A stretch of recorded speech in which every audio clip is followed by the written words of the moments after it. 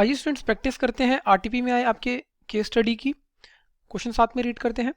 Mister सार्थक, as 38 years, working in Nobita Private Limited as senior manager, finance.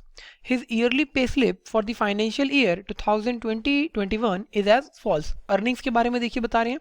Basic पे है 6,34,068 rupees, dearness allowance 1,26,814 rupees, HRA 3,17,040 rupees, transport allowance 19,200 rupees, personal allowance 5,09,088 rupees, children education allowance for 2 children 12,000 rupees, medical allowance 15,000 rupees, bonus receive हुआ देखिए 20,000 rupees का। Total earnings हो गई इनकी 16,53,210 rupees। Deduction इनको मिली देखिए employees contribution to provident fund 1,14,132 rupees, professional tax की मिली 2,400 rupees, income tax 2,32,830 rupees। Net pay देखिए इनकी आ गई 13,03,848 rupees। आगे क्वेश्चन आपको डिटेल्स क्या दे रहा है। His employer also contributes equivalent amount of contribution towards provident fund. देखिए एम्प्लॉय का कॉन्ट्रीब्यूशन प्रोविडेंट फंड के अंदर, अब यहां पर देखिए कुछ मेंशन नहीं है तो हम मान के चलेंगे कि ये रिकॉग्नाइज्ड प्रोविडेंट फंड है। कितना है 1,14,132 और सेम अमाउंट देखिए एम्प्लॉयर ने भी कंट्रीब्यूट किया। ये चीज क्वेश्चन ने आपको बता दी। Next point, dearness allowance form part of retirement benefit. देखिए पूरा का पूरा डी है आपका forming part of retirement benefit है। Third point, he has intimated to his company that he would opt for section 115 BAC for the assessment year 2021-22. Consequently, he has not submitted any investment proof to company. देखिए 115 BAC opt कर रहे हैं mister सार्थक, company को इन्होंने ऐसा intimate कर दिया है, इसीलिए इन्होंने किसी भी प्रकार के कोई इन्वेस्टमेंट प्रूफ कंपनी को सबमिट नहीं करे हैं। Next point, he has paid ₹55,212 towards mediclaim premium for his parents aged above 65 years bye account पे चेक। देखिए अकाउंट पे चेक से 55,212 रुपए का देखिए इन्होंने मेडिक्लेम प्रीमियम पे किया। अगर एक बार हम इस क्वेश्चन को यहीं तक समझें तो ये आपका देखिए सेक्शन 80D की डिडक्शन के बारे में बताता है, और सीनियर सिटीजन है क्योंकि पेरेंट अकाउंट पे ही चेक से पे किया है तो मैक्सिमम डिडक्शन यहाँ पर 50,000 रुपए तक की मिल जाएगी। एम्प्लॉय का कंट्रीब्यूशन जो आरपीएफ में है इसके ऊपर आपको सेक्शन 80C की डिडक्शन मिल जाती है, लेकिन अब क्योंकि देखिए ये 115 बीएसी ऑप्ट कर रहे हैं तो इनको ये वाली डिडक्शंस नहीं मिलेंगी, इस चीज का आप ध्यान रखेंगे। आगे चलते हैं। He has purchased a house of ₹28 lakh and taken a loan of ₹21 lakh from HDFC. He is paying EMI of ₹22,835. Possession of house received on 1st April 2020. देखिए एक 28 लाख रुपीस का इन्होंने हाउस परचेज करा जिसके लिए इन्होंने 21 लाख रुपए का लोन लिया HDFC बैंक से, और इसके ऊपर देखिए ये EMI कितनी पे कर रहे हैं 22,835 रुपए की। हाउस की पोजीशन जो है वो इनके पास 1 अप्रैल 2020 को आ गई थी। आगे क्वेश्चन कह रहा है he himself is occupying this house, total principal and interest paid for full year is ₹55,037 and 2,18,983 rupees respectively as per interest certificate received from bank for the financial year 2020-21। देखिए फाइनेंशियल ईयर 2021 के अंदर इन्होंने total principal amount पे करा है 55,037 रुपए का जो इन्होंने हाउस खरीदा था, और इंटरेस्ट कितना पे करा है 2,18,983 रुपीस का। Next point, he has 3 children studying in Sandalwood International School. The following are the components of school fees paid for the academic session 2020-21। देखिए उनके 3 चिल्ड्रन हैं जो कि सैंडलवुड इंटरनेशनल स्कूल में पढ़ते हैं और उनकी फीस का कंपोनेंट आपको यहाँ पर दिया गया है। ट्यूशन फीस देखिए चाइल्ड 1 के रिस्पेक्ट में 30,000, 2 के रिस्पेक्ट में 37 और चाइल्ड 3 के रिस्पेक्ट में 40,000। टोटल देखिए ट्यूशन फीस इन्होंने कितनी पे करी 1,07,000। अगर ये सेक्शन 115 बीएससी ऑप्ट नहीं करते हैं तो ट्यूशन फीस की डिडक्शन आपको एटीसी में मिल जाती है। एडमिशन फीस देखिए इसी तरीके से दी गई। Books and stationery and uniform के ऊपर 8,000, 12,000, 15,000, टोटल 35,000। इंफ्रास्ट्रक्चर फंड 25,000, 30,000, 35,000, टोटल देखिए 90,000 रुपए। Commute cost 8,000, 8,000, 8,000, total 24,000। Activity fees 6,000, 7,000, 8,000, total 21,000। Child 1 के रिस्पेक्ट में देखिए टोटल फीस इन्होंने पे करी 97,000, यहाँ पर 94,000 और चाइल्ड 3 के लिए 1,06,000 रुपीज। आगे चलते हैं। He has invested ₹5,000 in HDFC ULIP and taken a LIC policy for his wife for ₹10,000। देखिए यूलिप के अंदर इन्होंने 5,000 रुपए इन्वेस्ट करे HDFC के और 10,000 रुपए का इन्होंने लाइफ इंश्योरेंस पॉलिसी ली अपनी वाइफ की। तो देखिए इन दोनों ही अमाउंट्स के रिस्पेक्ट में सेक्शन 80C में आपको डिडक्शन मिल जाएगी अगर ये सेक्शन 115 BAC में नहीं होते। क्वेश्चन ये सारी जानकारी आपको क्यों दे रहा है आगे चल के आपको पता लगेगा। He has invested ₹12,500 and ₹25,000 towards NPS Tier 1 account and Tier 2 account respectively. देखिए NPS Tier 1 और Tier 2 के अंदर इन्होंने इन्वेस्टमेंट करी। सेक्शन 80 CCD ये आपका यहाँ पर लग जाता है और Tier 2 की जो रिडक्शन है ये केवल गवर्नमेंट एम्प्लॉयज को मिलती है। तो देखिए यहाँ पर इनको इस 12,500 की डिडक्शन मिल जाएगी अंडर सेक्शन 80 CCD और ये डिडक्शन आपको देखिए सेक्शन 115 BAC ऑप्ट करने पर भी मिल जाती है, लेकिन इस 25,000 के ऊपर नहीं मिलेगी। क्यों? क्योंकि ये गवर्नमेंट के एम्प्लॉयज को ही मिलती है। ध्यान रखेंगे, देखिए इंपॉर्टेंट पॉइंट है इस क्वेश्चन का ये, जहां पर गलती हो सकती है। Next point, he has also donated ₹50,000 in PM care fund created for relief from covid pandemic in India. देखिए 50,000 रुपए इन्होंने PM केयर फंड में डोनेट किए, तो 80G के अंदर इसकी डिडक्शन मिल जाती है 100% अमाउंट की। ठीक है, प्रोवाइडेड सेक्शन 115 BAC ऑप्ट नहीं किया गया हो। Next point, he has invested ₹40,000 in listed equity shares of Shaktiman Power Solution Limited on 1st March 2020 at ₹200 per share and sells 100 shares at ₹350 per share on 1st November 2020। देखिए 40,000 रुपए इन्होंने listed equity shares Shaktimaan power solution limited में invest करे और ये shares देखिए इन्होंने कितने रुपए में खरीदे थे, 200 रुपीज पर शेयर, यानी कि कितने शेयर्स होंगे 40,000 डिवाइड बाय 200। यहाँ पर इन्होंने देखिए 200 शेयर्स परचेज करे जिसमें से इन्होंने 100 शेयर्स 350 रुपए के अकॉर्डिंगली बेच दिए 1 नवंबर 2020 को। तो यहां पर देखिए period of holding listed securities है और पीरियड ऑफ होल्डिंग आपका 12 मंथ से कम है, तो इसीलिए ये आपकी शॉर्ट टर्म कैपिटल एसेट बन जाएगी। देखिए 1 मार्च 2020 से नवंबर 2020 तक। आगे क्या कह रहा है question, STT is paid both at the time of sale and purchase of these shares. देखिए सिक्योरिटी ट्रांजैक्शन टैक्स इन्होंने पे किया है, यानी कि यहाँ पर इन शॉर्ट टर्म कैपिटल असेट्स के ऊपर आपको टैक्स पे करना होगा अगर आपका गेन आता है under section 111A eight the rate of 15% के अकॉर्डिंग। और ये कब पे करेंगे, अगर यहाँ पर आपका शॉर्ट टर्म कैपिटल गेन आता है, जो कि आएगा क्यों, देखिए 200 रुपए के हिसाब से खरीदे थे, 350 रुपए के हिसाब से बेच दिए, पर शेयर इन्हें 150 रुपीज का बेनिफिट हो रहा है। आगे देखते हैं, based on the above facts choose the most appropriate answer to question number 1 to 5। देखिए क्वेश्चन नंबर 1 to 5 आपको दिए गए हैं नीचे, जिनके आपको आंसर देने हैं। फर्स्ट क्वेश्चन क्या है, आइए देखते हैं। ये देखिए, what would be the amount of income chargeable to tax under the head salaries in the hands of mister Sarthak for assessment year 2021-22। देखिए income under the head salary आपको बतानी है मिस्टर सार्थक की कितनी होगी। तो देखिए किस तरीके से कंप्यूट करेंगे, पहले ही आपके लिए यहाँ पर कंप्यूटेशन दिखा दी गई है। एक बार क्वेश्चन पर आइए। ये देखिए, बेसिक पे, dearness allowance, HRA, transport allowance, personal allowance, children education allowance, medical allowance, bonus, ये सभी के सभी अमाउंट आपके एज इट इज आ जाएंगे। यहाँ पर देखिए HRA में आपकी एग्जेम्पशन कितनी रहेगी, actual HRA received. Second point आपका rent paid minus 10% of salary, और थर्ड आपका 40% और 50% ऑफ सैलरी। अब देखिए यहाँ पर इन्होंने किसी भी प्रकार का रेंट पे नहीं किया है, तो आपकी जो एग्जेम्पशन की लिमिट है वो नील हो जाएगी, तो पूरा का पूरा आपका HRA टैक्सेबल हो जाएगा। ट्रांसपोर्ट अलाउंस की डिडक्शन नहीं मिलेगी, क्यों, क्योंकि ना ही ये ट्रांसपोर्ट सिस्टम में काम करते हैं और ना ही किसी प्रकार के ये डम्प, डेफ, ऑर्थोपेडिकली चैलेंज्ड है। पर्सनल अलाउंस आपका टैक्सेबल होता है। चिल्ड्रन एजुकेशन अलाउंस देखिए 100 रुपीज पर मंथ 2 चिल्ड्रन के लिए 12 मंथ्स के लिए मिलती है, लेकिन क्योंकि क्वेश्चन ने देखिए आपको बता दिया था कि वो सेक्शन 115 BAC ऑप्ट कर रहे हैं, चिल्ड्रन एजुकेशन अलाउंस के रिस्पेक्ट में भी इनको एग्जेम्पशन नहीं मिलेगी। तो आइए चलते हैं सॉल्यूशन पर, देखिए किस तरीके से आप प्रिपेयर करेंगे। देखिए basic salary, DA, HRA, transport allowance, personal allowance, children education allowance 100%, देखिए मेडिकल अलाउंस, बोनस, सभी आपने एज इट इज ऐड किए। 16,53,210 रुपीज आ गया। इसमें आप क्या ऐड कर देंगे, देखिए क्वेश्चन ने आपको बताया था कि एम्प्लॉयर ने 1,14,132 और एम्प्लॉय ने भी सेम अमाउंट का कंट्रीब्यूट किया था, और as per income tax act maximum कितना अलाउड होता है, 12% ऑफ सैलरी। और सैलरी का मतलब यहाँ पर क्या होता है, बेसिक प्लस DA का forming part of retirement benefit, और कमीशन जो कि परसेंटेज वाइज फिक्स्ड होती है टर्नओवर पर। तो देखिए ये रहा आपका बेसिक और ये रहा आपका DA।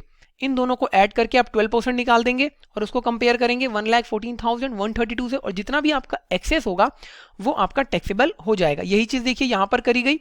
रिकॉग्नाइज्ड प्रोविडेंट फंड में एम्प्लॉयर का कंट्रीब्यूशन पूरा का पूरा आपने दिखाया, 12% ऑफ सैलरी आपने निकाल दिया। देखिए सैलरी आ जाएगी यहाँ पर 7,60,882 रुपीज, तो इसका 12% देखिए 91,305, राउंड ऑफ कर दिया 306 करके, माइनस किया आपने, तो देखिए टैक्सेबल यहाँ पर आपका आरपीएफ निकल कर आ गया 22,826 रुपीज, ये आपने यहाँ पर ऐड कर दिया। देखिए स्टैंडर्ड डिडक्शन और प्रोफेशनल टैक्स की डिडक्शन नहीं मिलती है अगर एसएससी सेक्शन 115 बीएससी ऑप्ट करता है। तो यहाँ पर देखिए इनकी टैक्सेबल सैलरी कितनी आ गई 16,76,036 रुपीज। तो देखिए गिवन ऑप्शंस में ऑप्शन सी आपका करेक्ट आंसर होगा। ठीक है, देखिए कितना अच्छा क्वेश्चन इंस्टीट्यूट ने पूछ लिया आपसे 1 नंबर के अंदर, जिसमें आपको पूरी की पूरी सैलरी इनकम कंप्यूट करनी पड़ी।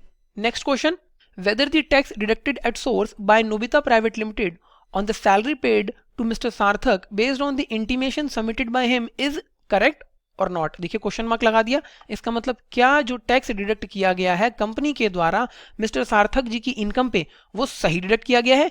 क्यों? क्योंकि उन्होंने इंटीमेशन कंपनी को दे दिया था about that he is going to opt section 115 BAC। तो देखिए इनकम आपने यहाँ पर कंप्यूट करी सैलरी हेड में, और इसके ऊपर कितना टैक्स बनना चाहिए था एज पर सेक्शन 115 BAC वो आप देख लेंगे, और कितना देखिए कंपनी ने चार्ज किया 2,32,830 रुपीज। तो देखिए आप टैक्स कंप्यूट कीजिए सैलरी इनकम पर, क्योंकि नोबिता लिमिटेड सैलरी पे कर रही है इनको। तो देखिए सेक्शन 115 BAC का स्लैब रेट आपके लिए यहाँ पर लिख दिया गया है, हर 2.5 लाख रुपए पर 5% इंक्रीज होता चला जाता है। तो देखिए फर्स्ट 2.5 लाख पे नील, उसके बाद देखिए नेक्स्ट 2,50,000 पे 5%, उसके बाद 10%, फिर 15, 20, 25, और रिमेनिंग जितनी इनकम है उसके ऊपर 30% से आपने टैक्स निकाल दिया। देखिए ये आ गई टैक्स की liability. Health and education cess आपने ऐड किया, नियरेस्ट 10 में राउंड ऑफ कर दिया, तो इनकी टैक्स लाइबिलिटी कितनी बनती है 2,49,920 रुपीज। और कंपनी ने देखिए कितना चार्ज किया था इन पे 2,32,830, मतलब गलत चार्ज किया था। तो सही ऑप्शन क्या होगा देखिए यहाँ पर फर्स्ट ऑप्शन आपका गलत हो गया। No, the correct amount of tax to be deducted at source is rupees 2,49,920 rupees. तो देखिए सेकंड ऑप्शन आपका बी यहाँ पर करेक्ट है, बाकी सी और डी आपके गलत ऑप्शन है। ठीक है, बहुत सिंपल क्वेश्चन। थर्ड क्वेश्चन पे चलते हैं। देखिए ये क्वेश्चन बहुत अच्छा है, जहां पर उन्होंने सारी चीजें आपसे करवा ली और 1 नंबर का क्वेश्चन है, तो बहुत ध्यान से समझिए इसको। What would be the total income without rounding off of Mr. Sarthak for the assessment year 2021-22? Assume that he does not opt for section 115 BAC।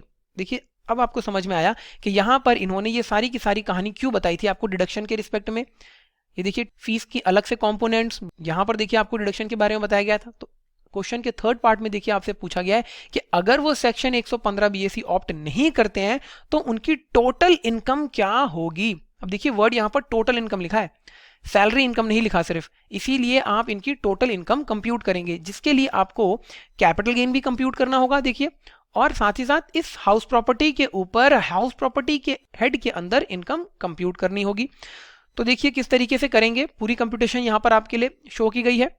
देखिए basic salary as it is आ गई, डीए आपका, HRA, transport allowance, personal allowance, यहाँ तक सब कुछ same है। Children education allowance 12,000 रुपए मिला था, एग्जेम्प्ट होता है 100 rupees per month 2 maximum child के लिए। तो देखिए 100 इंटू 12 इंटू 2 2400 रुपीज एग्जेम्प्ट हो गया, टैक्सेबल हो गया आपका 9600 रुपीज। बोनस आपने एज इट इज दिखा दिया, medical allowance as it is आ गया। कंफ्यूज नहीं होंगे, मेडिकल अलाउंस मेडिकल फैसिलिटी दोनों अलग चीजें होती हैं, बार बार ये चीज आपको बताई जाती है। टैक्सेबल आरपीएफ 22,826 रुपए, जो कि हमने देखिए हमारे क्वेश्चन के फर्स्ट पार्ट में निकाला था, सेम ऐसे ही निकाला, सभी को ऐड किया। देखिए यहाँ पर ग्रॉस सैलरी आ गई 16,73,636 रुपीज। अब देखिए क्योंकि ये सेक्शन 115 BAC ऑप्ट नहीं कर रहे हैं, इसीलिए यहाँ पर इनको स्टैंडर्ड डिडक्शन और प्रोफेशनल टैक्स की डिडक्शन अंडर सेक्शन 16 मिल जाएगी। तो देखिए स्टैंडर्ड डिडक्शन आपने अलाउ कर दी और प्रोफेशनल टैक्स 2400 रुपीज का अलाउ कर दिया। एक छोटा सा पॉइंट यहाँ पर याद करने के लिए क्या है, देखिए अगर यहाँ पर क्वेश्चन ने बताया होता कि ये प्रोफेशनल टैक्स एम्प्लॉयर ने पे किया है तो पहले आप इसको ऐड करते उसके बाद माइनस करते, लेकिन क्वेश्चन में यहाँ पर ऐसी कोई भी जानकारी नहीं दी गई है, इसीलिए हम ये मान रहे हैं कि ये professional tax paid by employee है।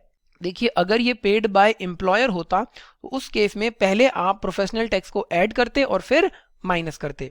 तो यहाँ पर देखिए आपने प्रोफेशनल टैक्स की डिडक्शन दे दी, तो यहाँ पर देखिए टैक्सेबल सैलरी कितनी निकल कर आ गई 16,21,236 रुपीज। अब आप कंप्यूट करेंगे देखिए कैपिटल गेन और हाउस प्रॉपर्टी की इनकम। तो देखिए 100 शेयर्स बेचे थे 350 रुपए के हिसाब से, फुल वैल्यू ऑफ कंसिडरेशन आपका 35,000 रुपए, cost of acquisition 100 shares 200 rupees के अकॉर्डिंग खरीदे थे, 15,000 रुपए का आपका शॉर्ट टर्म कैपिटल गेन आ गया और ये टैक्सेबल होगा एट द रेट of 15%। क्यों? STT is paid at the time of purchase and at the time of sale। तो अंडर सेक्शन 111A यहाँ पर 15% के हिसाब से आप कैपिटल गेन पर टैक्स चार्ज करेंगे। ठीक है, वेरी सिंपल। अब हम बात करते हैं हाउस प्रॉपर्टी की इनकम की। तो देखिए हाउस प्रॉपर्टी में इन्हें बताया गया था कि 28 लाख रुपए का इन्होंने घर खरीदा, 21 लाख रुपए का लोन लिया था, टोटल इंटरेस्ट इन्होंने पे करा 2,18,983 रुपए, प्रिंसिपल अमाउंट था 55,037 रुपए। तो प्रिंसिपल अमाउंट के ऊपर तो ATC में डिडक्शन मिल जाती है, इंटरेस्ट की डिडक्शन देखिए हाउस प्रॉपर्टी की इनकम में आप दे देंगे और मैक्सिमम 2 लाख रुपीस की मिलती है। ठीक है, बहुत सिंपल। सेक्शन 80EE और सेक्शन 80EEA इनकी डिडक्शन नहीं मिलेगी। ठीक है, कंफ्यूज मत होइएगा, वहां पर डिडक्शन मत दे दीजिएगा। तो देखिए किस तरीके से हाउस प्रॉपर्टी की इनकम कंप्यूट करी। अब सेल्फ ऑक्यूपाइड है तो NAV नील हो गई। डिडक्शन अंडर सेक्शन 24, इंटरेस्ट देखिए इन्होंने इतना पे करा था, मैक्सिमम 2 लाख की अलाउड होती है, तो loss under that house property निकल कर आ गया 2 लाख रुपीस का। बहुत सिंपल। अब हम बात करते हैं इनकी डिडक्शंस की, जहां पर सबसे ज्यादा गलती होने के चांसेस हो सकते हैं। तो देखिए किस तरीके से आप डिडक्शन अलाउ करेंगे। एम्प्लॉय का कंट्रीब्यूशन RPF के अंदर ATC में मिल गया। देखिए principal payment on housing loan ATC के अंदर, ट्यूशन फीस 2 चिल्ड्रंस के लिए मैक्सिमम अलाउड होती है, तो यहां पर देखिए इन्होंने ट्यूशन फीस ले ली, 3 चिल्ड्रन है, आप कोई भी 2 ले सकते हैं। देखिए 30,000 और मैंने 37,000 ले लिया यहाँ पर, तो टोटल ट्यूशन फीस की डिडक्शन मिल गई इनको 67,000 रुपीज की। इन्वेस्टमेंट इन यूलिप HDFC में किया था ये 5,000 का, ये life insurance policy of wife 10,000 रुपए का। तो देखिए टोटल डिडक्शन यहाँ पर आ गई 2,51,169 रुपीज अंडर सेक्शन 80C। और मैक्सिमम कितनी अलाउड होती है आपको ATC के अंदर 1,50,000 रुपीज की। अब देखिए NPS टीयर 1 के अंदर जो इन्होंने कंट्रीब्यूट किया था अमाउंट 12,500, इसके ऊपर डिडक्शन दे दिया आपने, टीयर 2 की नहीं मिलेगी, ऑलरेडी मैं आपको बता चुका हूं। इसके बाद 80D की बात करते हैं। पेरेंट्स के रिस्पेक्ट में देखिए यहाँ पर मैंने आपको बताया था 50,000 तक की डिडक्शन इनको मिल सकती है, तो यही चीज आपने यहाँ पर शो कर दी 50,000 की। और 80G के अंदर जो PM केयर फंड में इन्होंने डोनेट किया था 50,000 की, तो टोटल डिडक्शन देखिए यहाँ पर इनको कितनी मिलेगी 1,50,000 प्लस 12,500, 50,000 और 50,000, ये टोटल हो जाती है आपकी डिडक्शन। तो देखिए किस तरीके से अब यहाँ पर आप टोटल इनकम कंप्यूट करेंगे 16,21,236 रुपीज। हाउस प्रॉपर्टी का लॉस देखिए सैलरी इनकम के साथ सेट ऑफ किया जा सकता है, तो मैं सेट ऑफ कर रहा हूं। देखिए 2 लाख रुपए का इनका लॉस ऐड कर दिया आपने इसके अंदर शॉर्ट टर्म कैपिटल गेन, ये टोटल हो जाता है आपका 14,36,236 रुपीज। अब आप इसमें से डिडक्शन माइनस कर देंगे, तो देखिए 1,50,000 ये, और यहां पर आपका 50-50 1 लाख, तो ये हो गया 2,50,000 और प्लस 12,500, तो 2,50,000 प्लस 12,500, ये आपको डिडक्शन यहां पर मिल जाएगी टोटल 2,62,500 रुपीज की।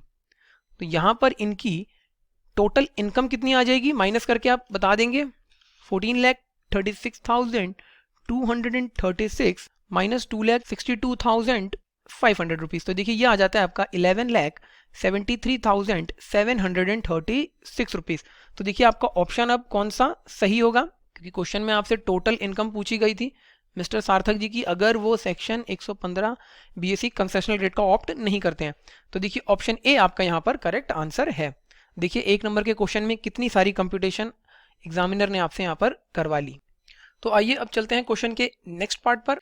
ये देखिए क्वेश्चन नंबर 4 आपका, what would be tax liability of mister Sarthak for the assessment year 2021-22 if he does not opt for section 115 BSc। देखिए अगर Sarthak ji section 115 BSc concessional tax rate का ऑप्ट नहीं करते हैं तो उनकी टैक्स लायबिलिटी कितनी होगी। तो देखिए यहाँ पर आपने total income already find out कर ली है 11,73,736 रुपीज की। अब आपको इसके ऊपर सिर्फ टैक्स लगाना है, और आपका जो ये शॉर्ट टर्म कैपिटल गेन है 15,000, इसके ऊपर आप एट द रेट ऑफ 15% से टैक्स चार्ज करेंगे। तो देखिए किस तरीके से करा हमने, टैक्सेबल इनकम इनकी टोटल आ गई, शॉर्ट टर्म कैपिटल गेन के ऊपर आपने टैक्स लगा दिया, देखिए 15% के हिसाब से, ये हो गया आपका 2,250 रुपए का। बैलेंस इनकम के ऊपर आप एज पर दी स्लैब रेट टैक्स कंप्यूट करेंगे, तो 11,73,000 736 में से आपने माइनस कर दिया 15,000 और इस बैलेंस इनकम के ऊपर आप देखिए अब as per the regular provisions tax compute कर रहे हैं। तो फर्स्ट 2,50,000 पे नील, नेक्स्ट 2,50,000 पे देखिए 5% के अकॉर्डिंग 12,500, नेक्स्ट 5 लाख रुपीज के ऊपर एट द रेट ऑफ 20% से 1 लाख रुपीज और बैलेंस इनकम आप इनकी कितनी रह गई देखिए 10 लाख की इनकम पर आप ऑलरेडी टैक्स कंप्यूट कर चुके हैं और 15,000 की ये, तो 11,73,736 माइनस 10,15,000 तो आपकी इनकम बैलेंस आ जाती है देखिए 1,58,736 रुपीज। इसके ऊपर एट द रेट ऑफ 30% से आपने टैक्स कंप्यूट किया, ये आ गया देखिए 47,620 रुपीज 0.8 पैसा। राउंड ऑफ कर दिया देखिए यहाँ पर इसे सबको टोटल करके। इसमें अब आपने ऐड किया tax on short term capital gain which is 2250 रुपए, तो देखिए टोटल टैक्स आ गया इनका यहाँ पर 1,62,371 रुपीज। ऐड किया आपने health and education cess at the rate of 4%, तो देखिए ये आ गई आपकी टैक्स लायबिलिटी, नियरेस्ट 10 में राउंड ऑफ कर दिया। तो यहाँ पर मिस्टर सार्थक की अगर ये रेगुलर प्रोविजंस में जाते हैं तो टैक्स लायबिलिटी बनती है 1,68,870 रुपीज। तो देखिए गिवन ऑप्शंस में आपका ऑप्शन बी करेक्ट है। बहुत सिंपल। आइए चलते हैं क्वेश्चन के फिफ्थ पार्ट पर। तो देखिए फिफ्थ पार्ट क्या कह रहा है, assuming for the purpose of answering this question only that no contribution is made by Mr. Sarthak and his employer towards provident fund, what amount of deduction is available to Mr. Sarthak under chapter 6A for the previous year 2020-21 if he does not opt for section 115 BAC। देखिए सिर्फ इस question के purpose के लिए, मतलब सिर्फ fifth part के लिए कह रहे हैं कि अगर मिस्टर सार्थक सेक्शन 115 BAC ऑप्ट नहीं करते हैं तो चैप्टर 6A के अंदर उनकी डिडक्शन कितनी रहेगी। तो देखिए बहुत सिंपल हो जाता है आपके लिए कंप्यूट करना डिडक्शन। ऑलरेडी मैं आपको बता चुका हूं सभी डिडक्शंस कहां पर उनको किस तरीके से मिलेंगी। देखिए अब आपको सिर्फ इस पॉइंट को कंसिडर नहीं करना है जो इन्होंने 1,14,132 रुपीज की ली थी एटीसी के अंदर, तो रेस्ट आपकी डिडक्शन सारी की सारी सेम रहेंगी। तो देखिए एटीडी के अंदर 50,000 की इनको डिडक्शन मिल जाएगी, यहां पर इनको एटीसी के अंदर प्रिंसिपल अमाउंट ऑफ लोन इसकी रिडक्शन मिल जाएगी, एटीसी में जो ट्यूशन फीस की रिडक्शन है। अब देखिए क्योंकि यहां पर आप मैक्सिमम डिडक्शन क्लेम करेंगे एटीसी में 1,50,000 की, तो इसीलिए higher amount of tuition fees हमने यहां पर कंसिडर कर लिया 40,000 और 37,000। तो इन दोनों को देखिए ऐड करके यहां पर आपने शो कर दिया 77,000 principal amount of loan, investment in ULIP LIC policy of wife. तो देखिए एटीसी के अंदर डिडक्शन आ गई इनकी 1,47,037 रुपीज, एटीडी की deduction as it is, eighty G की देखिए एज इट इज और एटीसीसीडी की टीयर 1 की आपकी एज इट इज। तो टोटल डिडक्शन अंडर चैप्टर 6 से कितनी हो गई यहाँ पर 2,59,537 रुपीज। तो गिवन ऑप्शन में देखिए ऑप्शन बी आपका यहाँ पर करेक्ट आंसर है। ध्यान रखेंगे यहाँ पर ट्यूशन फीस के रिस्पेक्ट में देखिए क्योंकि आपका देखिए 1,14,000 का अमाउंट जो आरपीएफ में था अप्रोक्सीमेटली वो आपने माइनस कर दिया है, क्योंकि कहा गया क्वेश्चन ने कि एम्प्लॉयर और मिस्टर सार्थक दोनों ही कंट्रीब्यूट नहीं कर रहे हैं, तब आपको बताना है। इसीलिए मैंने यहाँ पर देखिए हायर अमाउंट दोनों ही केसेस में ले लिया है। तो देखिए यहाँ पर आपकी मैक्सिमम डिडक्शन निकल कर आ गई। बहुत ही अच्छा क्वेश्चन देखिए एग्जामिनर ने पूछा, तो इस पूरे क्वेश्चन को देखिए आप रिवाइज कीजिए, ध्यान रखिए कहाँ पर किस तरीके से डिडक्शंस मिलेंगी। एक अच्छा क्वेश्चन आपकी प्रैक्टिस के लिए, इस क्वेश्चन को रिवाइज कीजिए। Thank you so much. आइए स्टूडेंट्स प्रैक्टिस करते हैं क्वेश्चन नंबर 6 की आपके आरटीपी में आए हुए। Mr. Tejas, an Indian citizen, left India permanently with his wife and 2 children for extending his retail trade business of toys in Canada in the year 2015. From Canada, he is managing his retail business of toys in India. For the purpose his Indian business, he visits India every year from 1st September to 31st January. His business income is 23.50 lakhs and rupees 18 lakhs from the retail trade business in Canada and in India respectively. देखिए Canada में जो इनका business है उससे इनको income हो रही है 23.5 lakhs की और जो इंडिया में बिजनेस है उससे हो रही है 18 lakh rupees for the financial year 2020-21. He has no other income during the previous year 2020-21. Determine his residential status and income taxable in the hands for the assessment year 2021-22. देखिए आपको रेजिडेंशियल स्टेटस बताना है इनका और फिर इनकम कंप्यूट करनी है। तो देखिए रीसेंट अमेंडमेंट है इस पॉइंट के ऊपर, इसीलिए क्वेश्चन इतना इंपॉर्टेंट हो जाता है। तो देखिए बेसिक कंडीशन के अंदर आपने पढ़ा है, जहां पर आप सेकंड बेसिक कंडीशन चेक करते हैं 60 डेज को आपने 120 डेज से रिप्लेस कर देना होता है। किस केस में? अगर कोई इंडियन बीइंग एन इंडियन या फिर person of Indian origin whose income other than the income from foreign sources exceeding ₹15 lakh, तो उस केस में आप बेसिक कंडीशन हमारी जो सेकंड है वहां पर 120 days during the current previous year और 365 days during the 4 immediate preceding the previous year. Check करते हैं, तो यहां पर भी आप इसी कंडीशन से चेक करेंगे। देखिए अब ये 1 सितंबर से 31 जनवरी तक इंडिया में रहते हैं, यानी कि सितंबर के मंथ में 30 डेज, अक्टूबर के मंथ में 31, इसी तरह नवंबर के मंथ में 30 डेज और दिसंबर के मंथ में 31 और जनवरी के आपके 31 डेज। टोटल कितने हो गए देखिए ये 153 डेज, यानी कि करंट प्रीवियस ईयर में 120 डेज से ज्यादा और immediately preceding the 4 previous year 365 days और मोर। तो यहां पर आपका करंट प्रीवियस ईयर है देखिए 2021 और इससे पहले अब आप 4 साल देख लीजिए, यानी कि 1920, 1819, 1716, 1516। तो इन चारों सालों में भी ये देखिए 153 डेज रहे होंगे, तो ये कितना हो जाता है देखिए 612 डेज। तो यहां पर देखिए सेकंड बेसिक कंडीशन ये फुलफिल कर रहे हैं, तो इसीलिए ये रेजिडेंट बन जाएंगे। और अब ये किस तरीके के रेजिडेंट है, रेजिडेंट बट ऑर्डिनरली रेजिडेंट या resident but not ordinarily resident.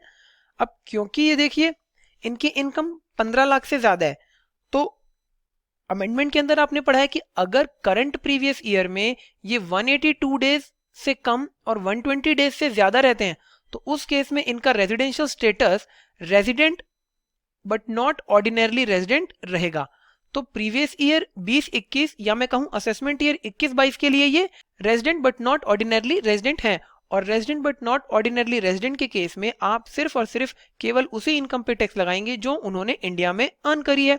तो इंडिया में इन्होंने कितनी इनकम अर्न करी, 18 लाख रुपीस की, जिसको ये कनाडा से कंट्रोल कर रहे हैं। तो सिर्फ और सिर्फ ये 18 लाख रुपीस ही टैक्सेबल होगी इंडिया में और रेजिडेंशियल स्टेटस इनका एनओआर होगा। तो इसी ऑप्शन को आप देखेंगे। अब देखिए resident and ordinarily resident in India, तो देखिए आरओआर नहीं है, ये ऑप्शन ए आपका गलत हो गया। रेजिडेंट नॉन रेजिडेंट भी नहीं है, ये भी आपका ऑप्शन गलत हो गया। देखिए resident but not ordinarily resident and ₹18 lakh from Indian retail trade business would only be taxable, ये ऑप्शन आपका इसमें करेक्ट हो गया। ऑप्शन डी भी एक बार देख लेते हैं, डीम्ड रेजिडेंट। तो देखिए डीम्ड रेजिडेंट ये नहीं माने जाएंगे।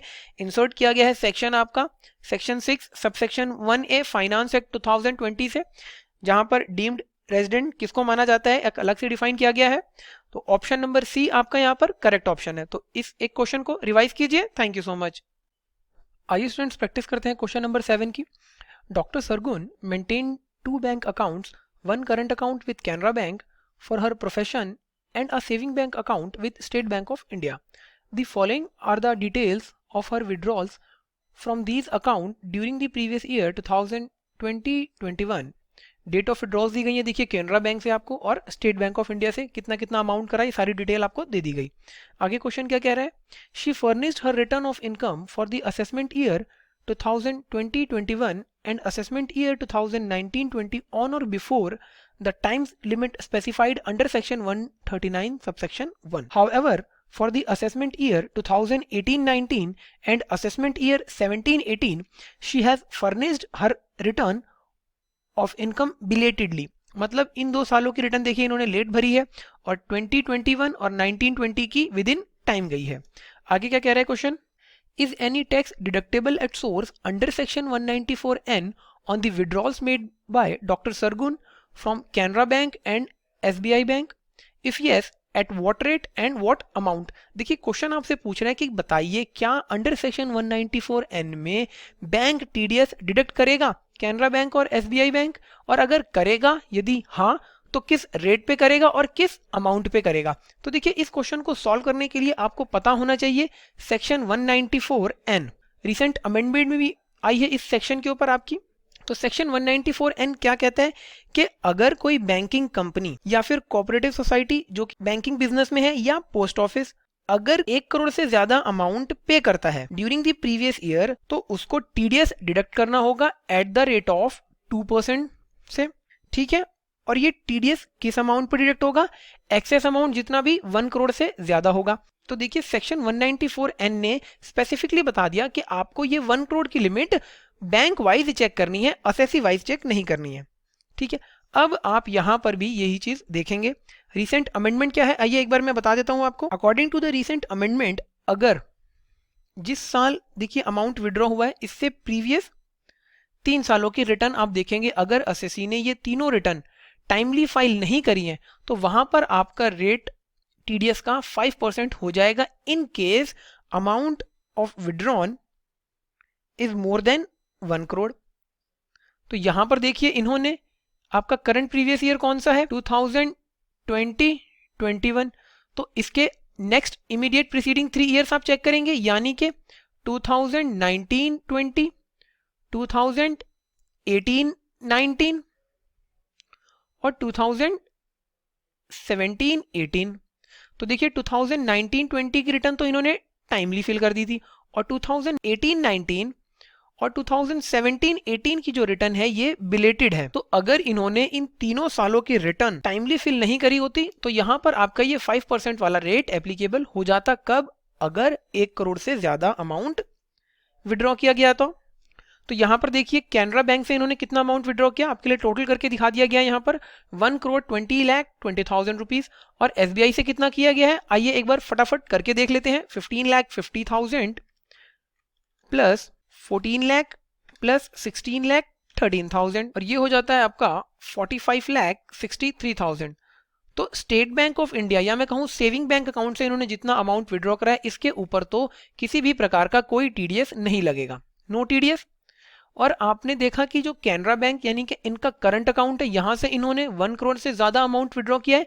कितना ज्यादा किया है, देखिए 20,20,000 रुपीज। तो इस 20,20,000 रुपीज के ऊपर इन्हें एट द रेट ऑफ 2% से टीडीएस डिडक्ट करना पड़ेगा बैंक को।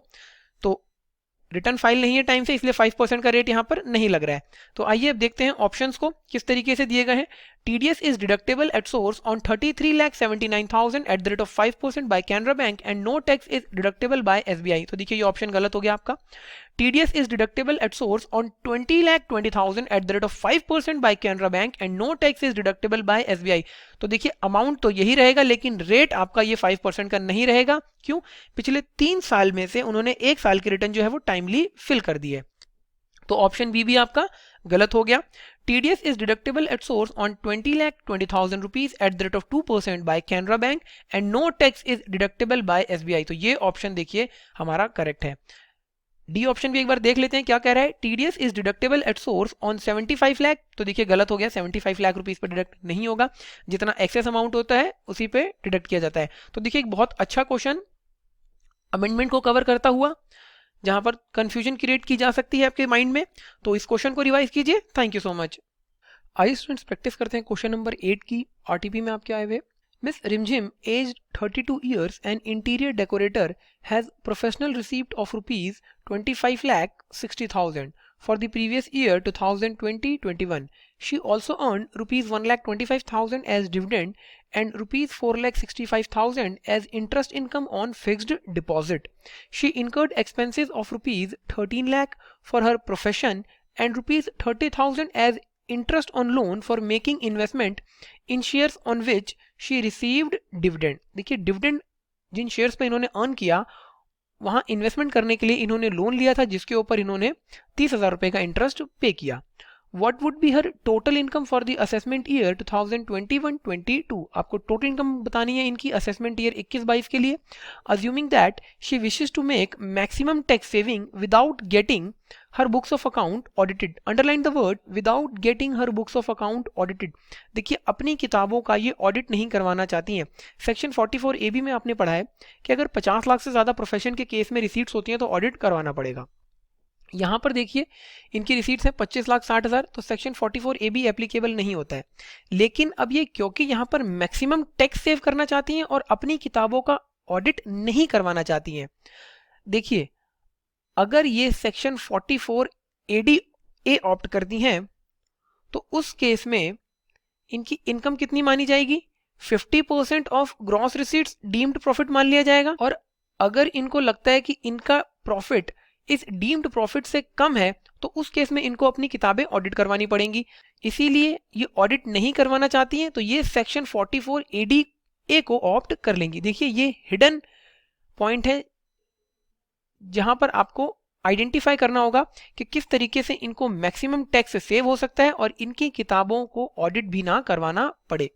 तो देखिए अगर ये अपनी इनकम 50% ऑफ ग्रॉस रिसीट्स जो कि डीम्ड प्रॉफिट है इससे कम डिक्लेयर करती हैं तो उस केस में इन्हें अपनी किताबें ऑडिट करवानी पड़ेंगी। लेकिन यहां पर स्पेसिफिकली बोल दिया है क्वेश्चन ने कि ये अपनी किताबें ऑडिट नहीं करवाना चाहती हैं।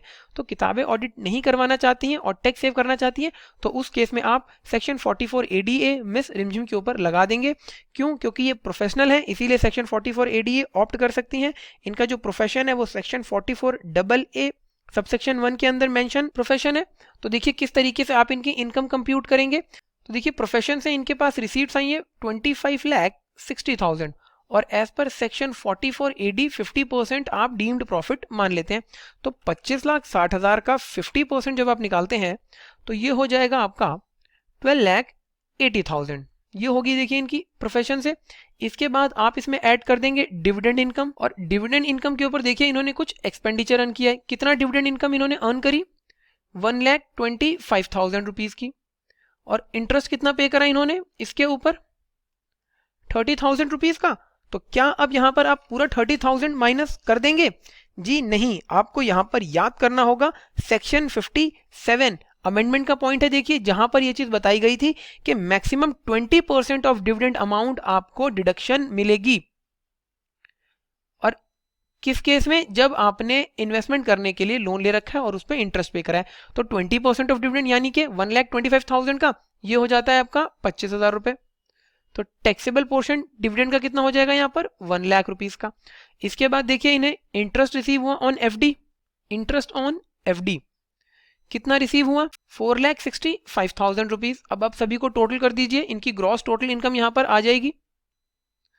तो देखिए ये आ जाती है 4,18,45,000 रुपीज। अब देखिए ये क्योंकि 32 साल की इनकी उम्र है तो क्या इन्हें अंडर सेक्शन 80TTA 10,000 रुपए की डिडक्शन मिल जाएगी?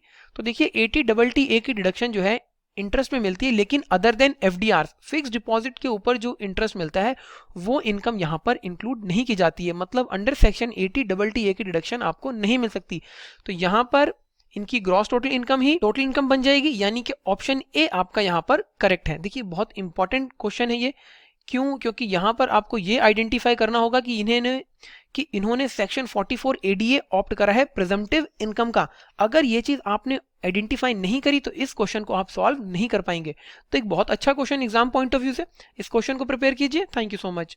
आइए स्टूडेंट्स क्वेश्चन नंबर 9 देखते हैं आपका RTP का। Mister Arpan aged 35 year submit the following particulars for the purpose of computing his total income. Income from salary computed 4 lakh rupees. देखिए वर्ड कंप्यूटेड ऐड है, इसका मतलब स्टैंडर्ड डिडक्शन प्रोवाइड की जा चुकी है। Loss from let out house property 2,20,000 rupees. Brought forward loss from let out house property for assessment year 2021 2,30,000। Business loss 1 lakh rupees का। देखिए bank interest FD received 80,000। Compute the total income of mister Arpan for assessment year 21-22 and the amount of loss that can be carry forward for the subsequent assessment year। तो देखिए आपको इनकी पहले total income बतानी है, उसके बाद बताना है कि कितना लॉस ये कैरी फॉरवर्ड कर सकते हैं। तो बहुत सिंपल क्वेश्चन है। देखिए सैलरी हेड में इनके पास इनकम है 4 लाख रुपए की और इनकम और हाउस प्रॉपर्टी के अंदर देखिए इनके पास करंट ईयर में लॉस है 2,20,000 का और ब्रॉड फॉरवर्ड लॉस है 2,30,000 का। तो देखिए हाउस प्रॉपर्टी के अंदर जो आपका लॉस इनकर होता है वो आप सेट ऑफ कर सकते हैं from income under the head PGBP, capital gain, salary and other sources. और बिजनेस के अंदर लॉस है इनके पास 1 लाख का और अदर सोर्स की इनकम है इनके पास 80,000 की। अब जो आपकी बिजनेस की इनकम है तो देखिए यहां पर हम सैलरी की इनकम के साथ सेट ऑफ कर देते हैं इनका लॉस करंट ईयर वाला। तो देखिए मैक्सिमम लॉस आपने पढ़ा है 2 लाख रुपीज तक एडजस्ट हो सकता है। तो यहाँ पर सैलरी हेड के अंदर इनकम कितनी हो जाएगी आपकी? 2 लाख रुपीज की। और यहाँ पर लॉस कितना रिमेनिंग रह जाएगा? 20,000 रुपीज का। ये हो गया इनके पास 20,000 का करंट ईयर का और प्रीवियस ईयर का देखिए लॉस 2,30,000 रुपीज का। तो टोटल लॉस कितना हो जाएगा इनके पास हाउस प्रॉपर्टी के हैंड में, जो ये कैरी फॉरवर्ड कर सकते हैं 2,50,000 रुपीज तक का। यहां तक हमने ट्रीट किया। बिजनेस लॉस देखिए, तो loss under the head PGBP can be set of against income under the head house property, capital gains and other sources. तो 1 लाख रुपीज का ये लॉस आप अदर सोर्स की इनकम के साथ सेट ऑफ कर दीजिए। तो यहां पर देखिए इनके पास बिजनेस का लॉस कितना हो जाएगा जो ये कैरी फॉरवर्ड कर सकते हैं 20,000 रुपीज। तो अब देखिए इनके पास क्या क्या ऑप्शन गिवन है। Total income rupees 2 lakh and loss from house property of rupees 2,50,000 and business loss of rupees 20,000 to be carry forward to subsequent assessment year। तो यही चीज हमने कंप्यूट करिए। देखिए 2 लाख रुपए की इनकी टोटल इनकम, 2.5 लाख रुपए का हाउस प्रॉपर्टी का लॉस और 20,000 का बिजनेस का लॉस जो ये कैरी फॉरवर्ड कर सकते हैं। तो ऑप्शन ए यहाँ पर आपका देखिए करेक्ट ऑप्शन बन जाता है। एक बार ऑप्शन बी, सी और डी भी पढ़ लेते हैं। देखिए टोटल इनकम 80,000, तो ऐसा नहीं हो सकता, टोटल इनकम 80,000 की नहीं होगी। टोटल इनकम 1,80,000, तो देखिए ये भी चीज गलत है। इसके बाद क्या कहा इन्होंने, टोटल इनकम इज निल, तो ये भी ऑप्शन इनका गलत हो जाता है। देखिए शुरू में ही आपको पढ़कर समझ में आ जाएगा कि कौन से ऑप्शंस गलत हैं। अगर यहाँ पर आपने सिली मिस्टेक करी तो देखिए इस तरीके से एक बहुत सिंपल क्वेश्चन, इस क्वेश्चन को रिवाइज कीजिए। Thank you so much. आइए स्टूडेंट्स क्वेश्चन नंबर 10 देखते हैं आरटीपी का। Mister Vikas transferred 600 unlisted shares of XYZ private limited to ABC private limited on 15th December 2020 for rupees 3,50,000 when the market price was rupees 5,15,000. The indexed cost of acquisition of shares from Mr. Vikas was computed at rupees 4,25,000. Determine the income chargeable to tax in the hands of Mr. Vikas and ABC Private Limited in respect of the above transaction. देखिए mister विकास और ABC private limited के hand पर आपको यहां पर income compute करके बतानी है। तो देखिए बहुत ही अच्छा क्वेश्चन है, इंपॉर्टेंट मार्क कीजिए इस क्वेश्चन को। क्यों? क्योंकि यहां पर देखिए इंस्टीट्यूट ने आपसे दो प्रोविजंस एक साथ पूछ लिए, सेक्शन 50 CA और सेक्शन 56 सबसेक्शन 2 क्लॉज 10। इन दोनों सेक्शंस को मिलाकर देखिए इंस्टीट्यूट ने एक बहुत अच्छा क्वेश्चन ड्राफ्ट किया। कैसे? सेक्शन 50 CA आपका बताता है full value of consideration with respect to shares other than quoted share. Quoted share का मतलब जो किसी रिकॉग्नाइज्ड स्टॉक एक्सचेंज में रजिस्टर्ड होते हैं। तो प्राइवेट लिमिटेड है, अनलिस्टेड शेयर है, तो अनलिस्टेड शेयर के रिस्पेक्ट में full value of consideration for section 48 capital gain के अंदर आपने पढ़ा है क्या होता है, FMV fair market value on the date of transfer. तो यहां पर देखिए इन शेयर्स को भले मिस्टर विकास जी ने 3,50,000 रुपए में बेच दिया, लेकिन सेक्शन 50 CA के हिसाब से उनके लिए फुल वैल्यू ऑफ कंसिडरेशन आप FMV को कंसिडर करेंगे। तो देखिए किस तरीके से निकालेंगे कैपिटल गेन मिस्टर विकास के हैंड पर 5,15,000 indexed cost of acquisition question ने आपको दे रखी है, इसमें तो कुछ तकलीफ की बात नहीं है। आप माइनस कर देंगे इसको तो ये आ जाता है आपका 90,000 रुपीज। तो मिस्टर विकास के केस में लॉन्ग टर्म कैपिटल गेन हो जाएगा 90,000 रुपीज का। लॉन्ग टर्म क्यों? क्योंकि इंडेक्स्ड कॉस्ट ऑफ एक्विजिशन है, देखिए क्वेश्चन ने खुद बता दिया, इसीलिए ये लॉन्ग टर्म कैपिटल गेन है। छोटी छोटी चीजें आपको आइडेंटिफाई करनी होगी। अब बात करते हैं देखिए सेक्शन 56 सबसेक्शन 2 क्लॉज 10 की। तो सेक्शन 56 सबसेक्शन 2 क्लॉज 10 में आपने पढ़ा है कि अगर मूवेबल प्रॉपर्टी विदाउट कंसिडरेशन और फॉर इनएडवोकेट कंसिडरेशन ट्रांसफर की जाती है तो वहां पर टैक्सेबल इनकम उसे कंसिडर कर लिया जाता है। कब? अगर आपका कंसिडरेशन और फेयर मार्केट वैल्यू के बीच का डिफरेंस 50,000 से ज्यादा है, तो जितना भी आपका डिफरेंस है वो टैक्सेबल अमाउंट बन जाएगा। अब यहां पर फेयर मार्केट वैल्यू है 5,15,000 और कितना अमाउंट पे किया ABC प्राइवेट लिमिटेड ने, यहां पर देखिए इसके लिए 3,50,000। तो कितना डिफरेंस हो जाता है ये? क्या ये डिफरेंस 50,000 से ज्यादा है? तो देखिए आप इसे देखिए, ये डिफरेंस है इनका 1,65,000। अगर ये डिफरेंस 50,000 को एक्सीड नहीं करता तो हमें कोई दिक्कत नहीं होती, लेकिन अब ये डिफरेंस इनका 50,000 से ज्यादा है तो ये 1,65,000 टैक्सेबल हो जाएगा in the hands of ABC private limited. तो अब आप यहां पर देख लीजिए कि आपका कौन सा करेक्ट ऑप्शन है। देखिए option A 90,000 chargeable to tax in the hands of mister Vikas as long term capital gain and nothing is taxable in the hands of ABC private limited. देखिए विकास जी के हाथों में तो 90,000 टैक्सेबल होगा, ये चीज तो ठीक बताई, लेकिन ABC प्राइवेट लिमिटेड के हैंड पर भी ये टैक्सेबल होगा, इसीलिए आपको ऑप्शन ए गलत हो जाता है। 75,000 chargeable in the hands of mister Vikas, तो यहीं पर गलत हो जाता है। तो ऑप्शन नंबर सी देखते हैं अब, 90,000 chargeable to tax in the hands of mister Vikas as long term capital gain. जी हाँ, यहाँ तक बात ठीक है। And 1,65,000 is taxable under the head income from other sources in the hands of ABC private limited. तो हाँ, बिल्कुल सही बात है, ये आपका इनकम फ्रॉम अदर सोर्स में टैक्सेबल हो जाएगा, देखिए इनके हैंड पर, और ये इनका कैपिटल गेन बन जाएगा लॉन्ग टर्म। तो ऑप्शन सी हमारा करेक्ट है। डी ऑप्शन में देखिए 75 chargeable in the hands of mister Vikas, तो ये भी आपका ऑप्शन गलत हो जाता है। तो देखिए कितना अच्छा क्वेश्चन, जहां पर इंस्टीट्यूट ने देखिए दो प्रोविजंस को मर्ज करके एक क्वेश्चन ड्राफ्ट किया। इस क्वेश्चन को रिवाइज कीजिए। Thank you so much. आइए स्टूडेंट्स, क्वेश्चन नंबर 11 देखते हैं आपका आरटीपी मई 2021 का। क्वेश्चन रीड करते हैं। Mister Dhruv, a person of Indian origin and citizen of country X. देखिए मिस्टर ध्रुव है जो पर्सन है इंडियन ओरिजिन के और सिटीजन है कंट्री एक्स में, got married to miss Deepa an Indian citizen residing in country X. देखिए मिस दीपा से इन्होंने शादी कर ली है जो कि इंडियन सिटीजन है, लेकिन रेजिडेंट कहाँ की है, कंट्री एक्स की। On 4th February 2020 and came to India for the first time on 20th February 2020। देखिए 4th February 2020 को इन्होंने शादी करी है और फर्स्ट टाइम ये इंडिया आ रहे हैं 20 फरवरी 2020 में। He left for country X on 12th August 2020। देखिए 12 अगस्त 2020 को ये कंट्री एक्स मतलब वापस चले जाते हैं अपनी कंट्री एक्स में। He return to India again on 20th January 2021 with his wife to spend some time with his parents-in-law for 30 days and thereafter returned to country X on 18th February 2021। देखिए इसके बाद ये 20 जनवरी 2021 में वापस आते हैं, parents in law के साथ स्टे करते हैं 30 दिनों के लिए और वापस जाते हैं इंडिया से 18 फरवरी 2021 को। He received the following gifts from his relative and friends of her wife during 1st April 2020 to 31st March 2021 in India। देखिए 1 अप्रैल 2020 से 31 मार्च 2021 के बीच इन्हें देखिए कुछ फ्रेंड से और रिलेटिव से गिफ्ट्स मिले हैं, जिसके बारे में डिटेल आपको दी गई है। From parents of wife 1,01,000 rupees, देखिए वाइफ के पेरेंट्स से रिसीव हुए इन्हें। From married sister of wife 11,000 rupees. From very close friend of his wife 2,82,000। तो देखिए सेक्शन 56 सबसेक्शन 2 क्लॉज 10 है आपका अदर सोर्स में आपने पढ़ा है, जहां पर रिलेटिव से मिलने वाले गिफ्ट आपके एग्जेम्प्ट होते हैं और अदर देन रिलेटिव अगर मिल रहे हैं तो 50,000 तक एग्जेम्प्ट होते हैं। तो देखिए पेरेंट्स ऑफ वाइफ और मैरिड सिस्टर ऑफ वाइफ, यानी कि पेरेंट्स और सिस्टर इन लॉ ये आपके रिलेटिव की डेफिनेशन में कवर होते हैं। अब आपको रिलेटिव की डेफिनेशन याद होनी चाहिए जो अदर सोर्स में बताई गई है सेक्शन 56 सबसेक्शन 2 क्लॉज 10 में। इसके बाद क्लोज फ्रेंड्स ऑफ वाइफ, ये रिलेटिव की डेफिनेशन में नहीं है और 50,000 से ज्यादा अमाउंट का गिफ्ट है तो फुल्ली टैक्सेबल हो जाएगा। आगे चलते हैं।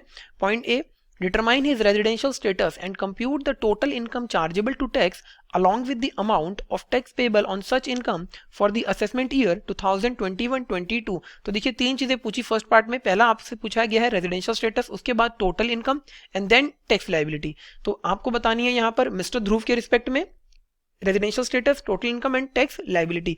तो देखिए सेक्शन 6 सबसेक्शन 1 आपका आपने पढ़ा है, पर्सन ऑफ इंडियन ओरिजिन के बारे में बताता है। लेटेस्ट अमेंडमेंट आपकी इस पॉइंट के ऊपर आई है।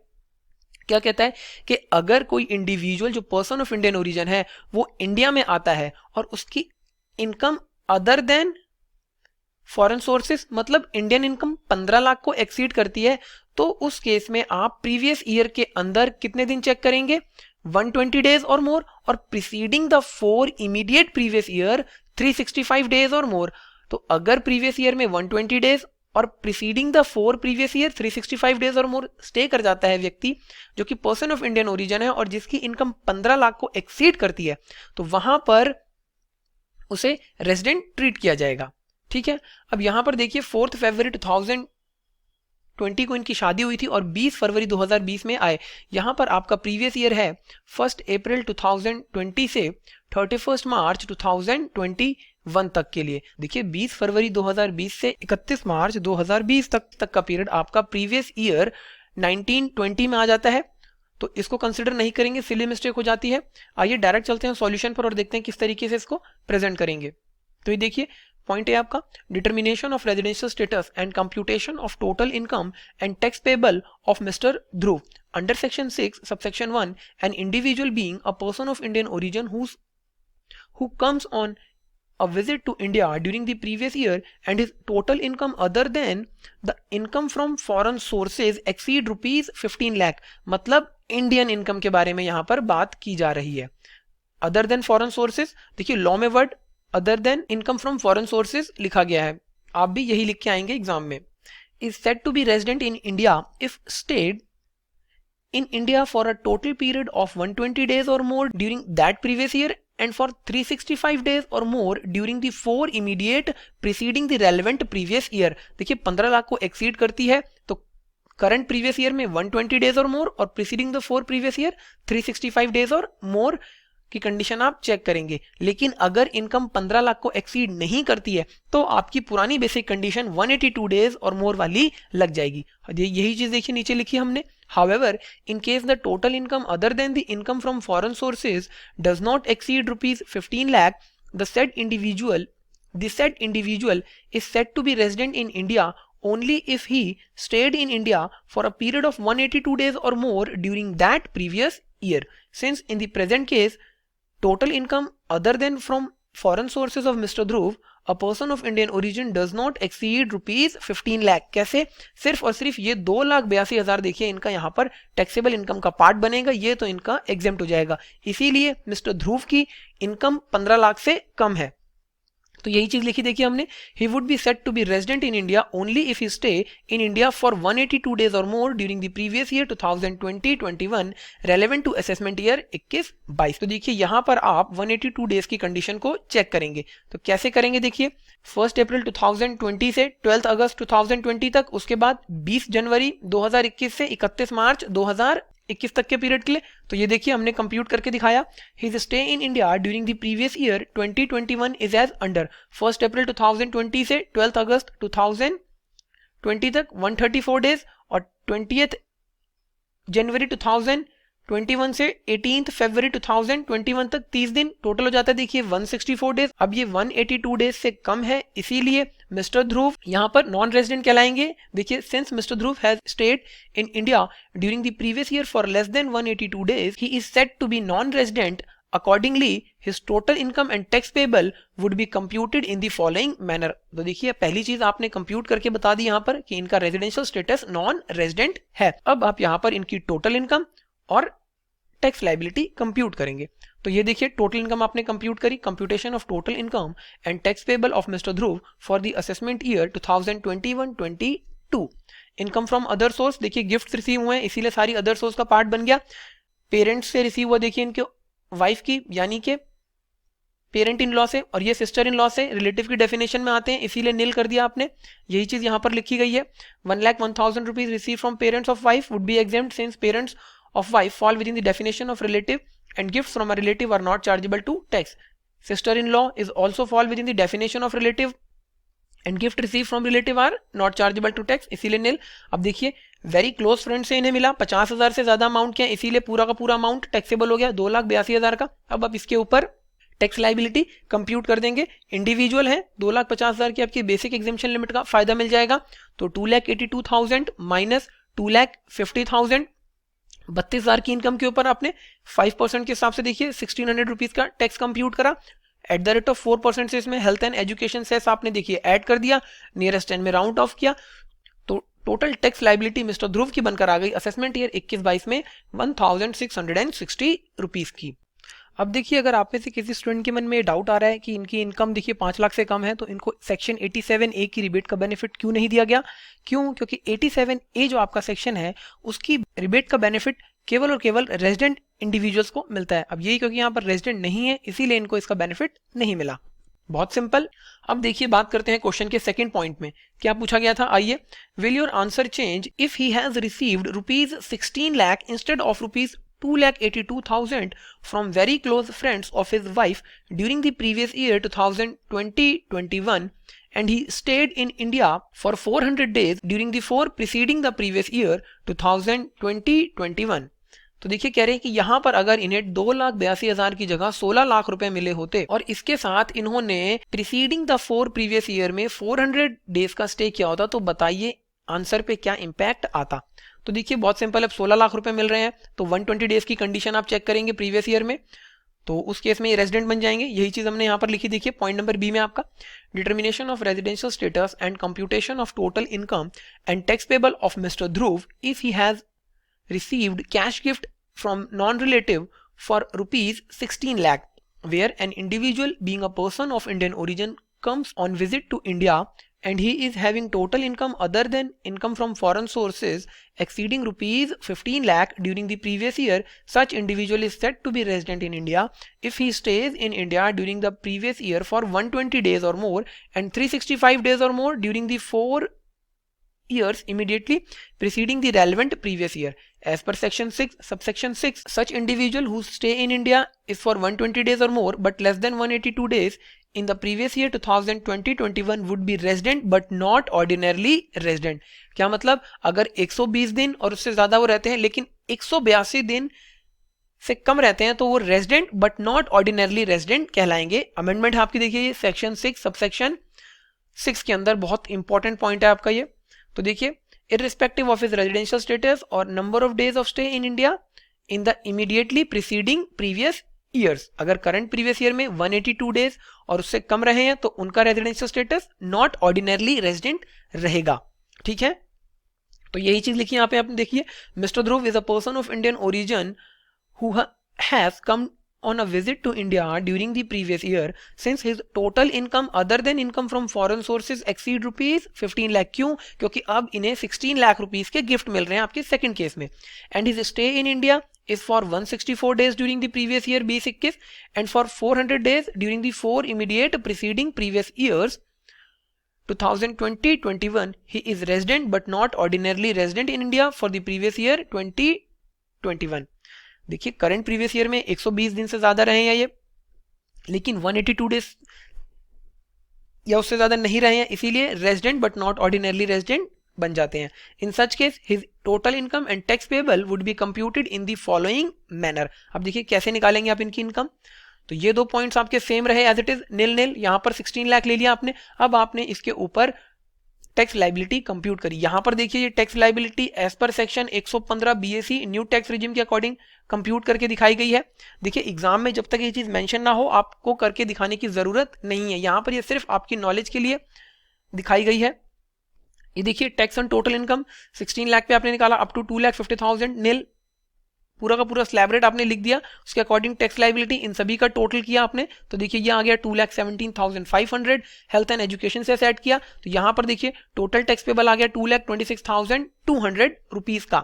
इसी के साथ देखिए, अगर आप रेगुलर प्रोविजंस के अंदर अगर इनकी इनकम टैक्स लाइबिलिटी कंप्यूट करते तो कितनी आएगी.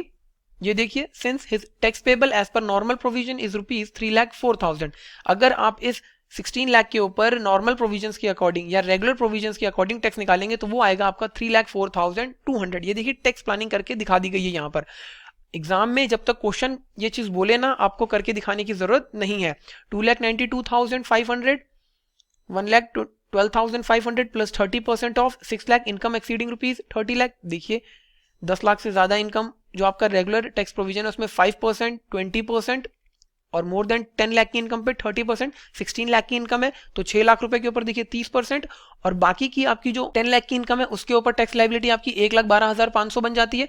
तो आपने देखिए 6 लाख का 30%, 1,80,000 प्लस 1,12,500 ऐड किया तो टोटल टैक्स लाइबिलिटी बन गई 2,92,500. इसमें आपने ऐड किया हेल्थ एंड एजुकेशन सेस 11,700 रुपए का, तो देखिए ये आपकी टोटल लाइबिलिटी बन जाती है फिर 3,04,200 रुपीज की, which is higher than the tax payable computed as per the concessional rate available as per section 115 BAC.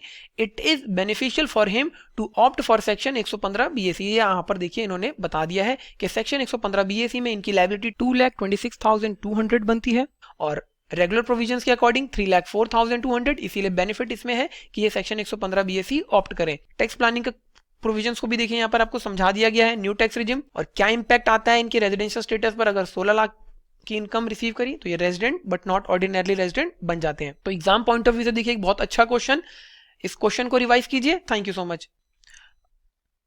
आइए स्टूडेंट्स, क्वेश्चन नंबर 12 आपका आरटीपी का क्वेश्चन रीड करते हैं. Mister Rocks, a citizen of the country Y, is a resident but not ordinarily resident in India. देखिए Mister Rocks हैं जो कि citizen है कंट्री वाई के अंदर और resident but not ordinarily resident है इंडिया में. During the financial year 2020-21 he owns 2 house property in country Y. One is used as his residence. Another house property is rented for a monthly rent of $18,000. Fair rent for the house property is $20,000. The value of one country Y dollar may be taken as 78 rupees. देखिए Mister Y resident but not ordinarily resident है, इसका मतलब इनकी केवल और केवल Indian income के ऊपर ही आप टैक्स लायबिलिटी चार्ज कर सकते हैं।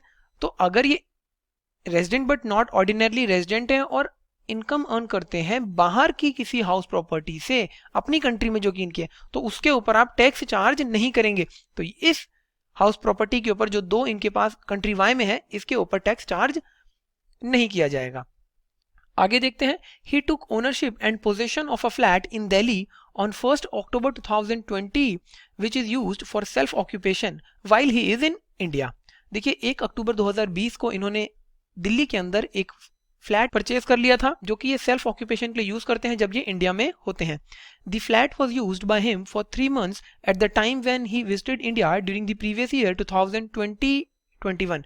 देखिए फाइनेंशियल ईयर 2021 में इन्होंने 3 महीने के लिए सेल्फ ऑक्यूपेशन के लिए यूज किया। The municipal valuation is 4,58,000 per annum and the fair rent is rupees 3,60,000 per annum. He paid property tax of rupees 13,800 and 2,800 as sewerage tax to Municipal Corporation of Delhi.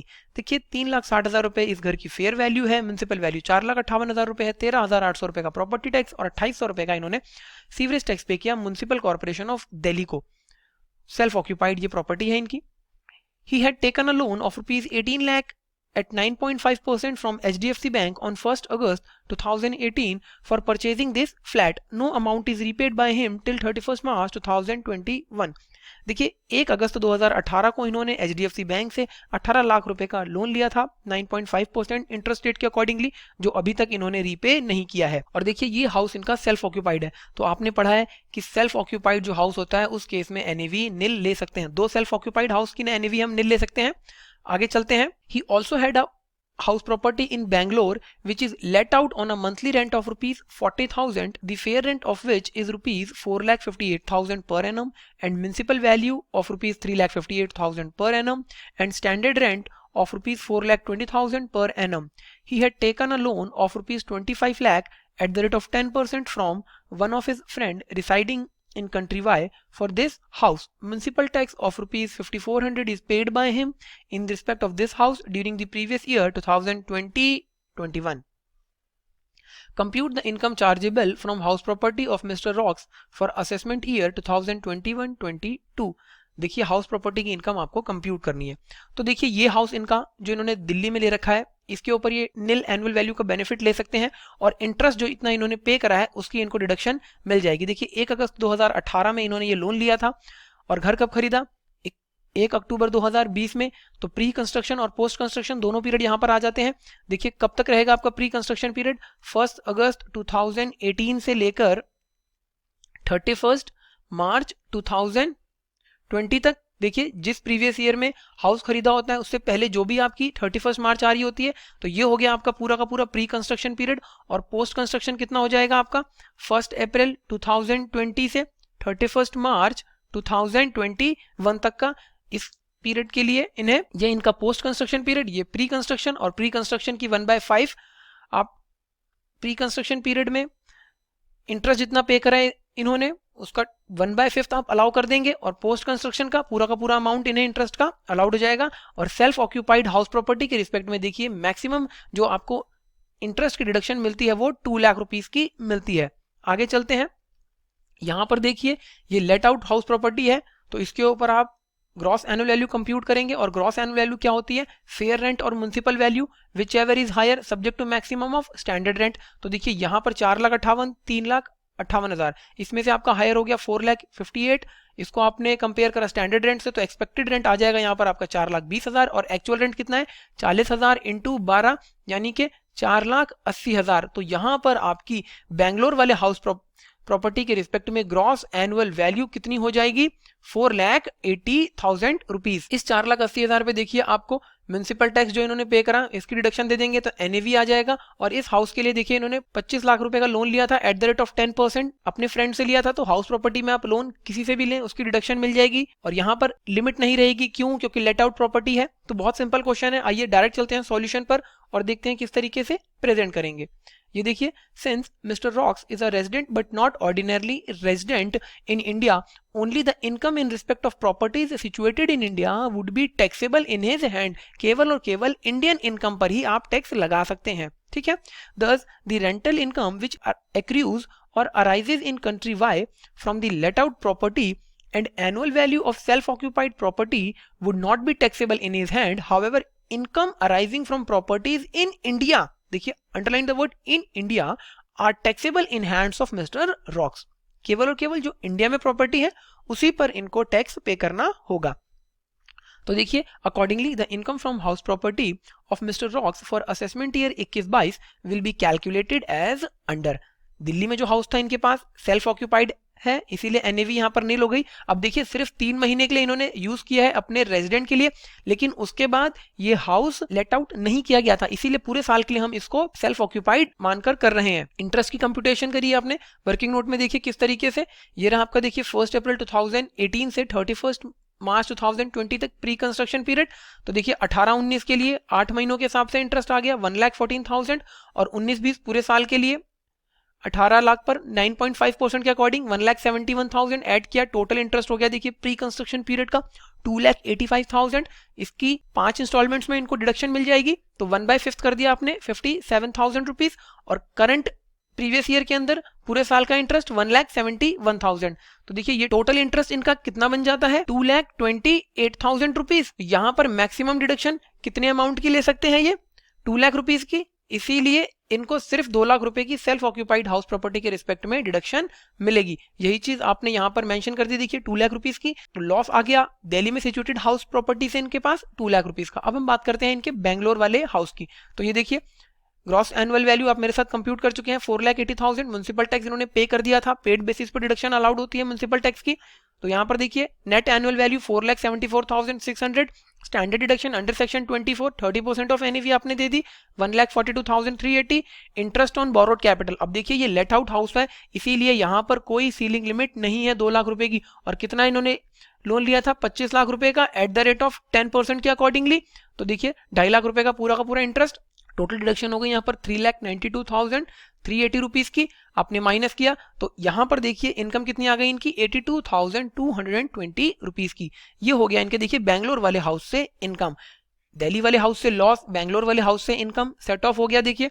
तो यहाँ पर जो इनका loss आ गया net कितना आ गया 1,17,780 rupees. इस तरीके से आप कंप्यूट करके दिखा देंगे, वर्किंग नोट इसी तरीके से दिखाया जाएगा। तो देखिए बहुत सिंपल क्वेश्चन, इस क्वेश्चन को रिवाइज कीजिए। Thank you so much. आइए स्टूडेंट्स क्वेश्चन नंबर 13 देखते हैं आरटीपी का आपके। Mister Prakash furnishes the following information for the financial year 2020-21. Loss from speculation business X 85,000 rupees, profit from speculation business Y 45,000 rupees, interest on borrowings in respect of self-occupied house property 3,18,000। तो देखिए interest पे करा इन्होंने self occupied house property के respect में कितना 3,18,000 रुपए। तो देखिए मैक्सिमम 2 लाख तक ही अलाउड होता है, इस चीज का ध्यान रखेंगे। Income from let out house property 1,20,000 rupees. Presumptive income from trading and manufacturing business under section 44 AD 1 lakh rupees. Salary from XYZ Private Limited 5,25,000 rupees. Interest on PPF deposit 65,000 rupees. Long-term capital gain on sale of vacant site 1,25,000 rupees. Short-term capital loss on sale of jewelry 65,000 rupees. Investment in tax saver deposit on 31st March 2021 60,000 rupees. Brought forward loss of business of assessment year 2015-16 1 lakh rupees. Donation to charitable trust recognized under section 12AA and approved under section 80G. Payment made via credit card 60,000 rupees. Compute total income of Mr. Prakash for assessment year 2021-22. Also show the loss eligible to be carry forward. Assume that he does not opt for section 115 BAC। तो देखिए आपको total income यहाँ पर बतानी है mister प्रकाश की कितनी होगी और कितना लॉस वो कैरी फॉरवर्ड कर सकते हैं। बहुत ही अच्छा क्वेश्चन है, देखिए ये आपके सेट ऑफ के प्रोविजंस को बहुत अच्छे से रिवाइज कर देगा और डिडक्शन भी आपकी बहुत अच्छे से रिवाइज हो जाएगी। तो देखिए स्पेक्यूलेशन बिजनेस से इनको लॉस हुआ और स्पेक्यूलेशन बिजनेस वाई से इनको प्रॉफिट हुआ। तो स्पेक्यूलेशन बिजनेस का लॉस केवल स्पेक्यूलेशन बिजनेस की इनकम के साथ ही आप सेट ऑफ कर सकते हैं। तो यहाँ पर ये 85,000 का लॉस इनका सेट ऑफ हो जाएगा 45,000 से, और कितना लॉस बच जाएगा ₹40,000 का, और ये ₹40,000 का लॉस आप किसी और इनकम या हेड के साथ एडजस्ट नहीं कर सकते हैं, ये एक कैरी फॉरवर्ड कर सकते हैं। और स्पेक्यूलेशन बिजनेस का जो आपका लॉस होता है ये मैक्सिमम 4 ईयर्स तक कैरी फॉरवर्ड किया जा सकता है। 4 ईयर्स कब से निकालते हैं आप? जिस असेसमेंट ईयर में पहली बार ये कंप्यूट किया गया। नेक्स्ट पॉइंट हमारा सेल्फ ऑक्यूपाइड हाउस प्रॉपर्टी पे इन्होंने देखिए 3,18,000 का इंटरेस्ट पे करा, तो सेल्फ ऑक्यूपाइड हाउस प्रॉपर्टी में आपकी एनएवी निल हो जाती है, और 3,18,000 का इंटरेस्ट पे करा, मैक्सिमम 2 लाख रुपए की डिडक्शन मिलती है। सेल्फ ऑक्यूपाइड हाउस प्रॉपर्टी से इनको लॉस आ जाएगा 2 लाख रुपीज का, और 1,20,000 का देखिए लेट आउट प्रॉपर्टी से इनकम है, तो ये 1,20,000 इस 2 लाख के साथ एडजस्ट हो जाएगा, तो यहाँ पर देखिए 80,000 रुपीज का आपका लॉस रिमेनिंग बच जाएगा, जिसे आप अदर हेड्स में सेट ऑफ कर सकते हैं। क्यों? क्योंकि loss under the head house property can be set of against income under the head PGBP, capital gain, salary and other sources. इसके बाद देखिए प्रिजम्पटिव इनकम है इनकी ट्रेडिंग एंड मैन्युफैक्चरिंग बिजनेस से 1 लाख रुपीज की, तो देखिए यहाँ पर एक ब्रॉड फॉरवर्ड लॉस है जो कि असेसमेंट ईयर 15-16 से है, तो जो आपका बिजनेस का लॉस है ये 8 ईयर्स तक कैरी फॉरवर्ड किया जा सकता है। तो ये 15-16 में देखिए हुआ था, तो 15-16, 16-17, 17-18, 19-20, 20-21, अभी ये देखिए 5 साल पुराना ही है, तो इसीलिए ये 1 लाख रुपीज आपका सेट ऑफ हो जाएगा प्रिजम्पटिव इनकम के साथ।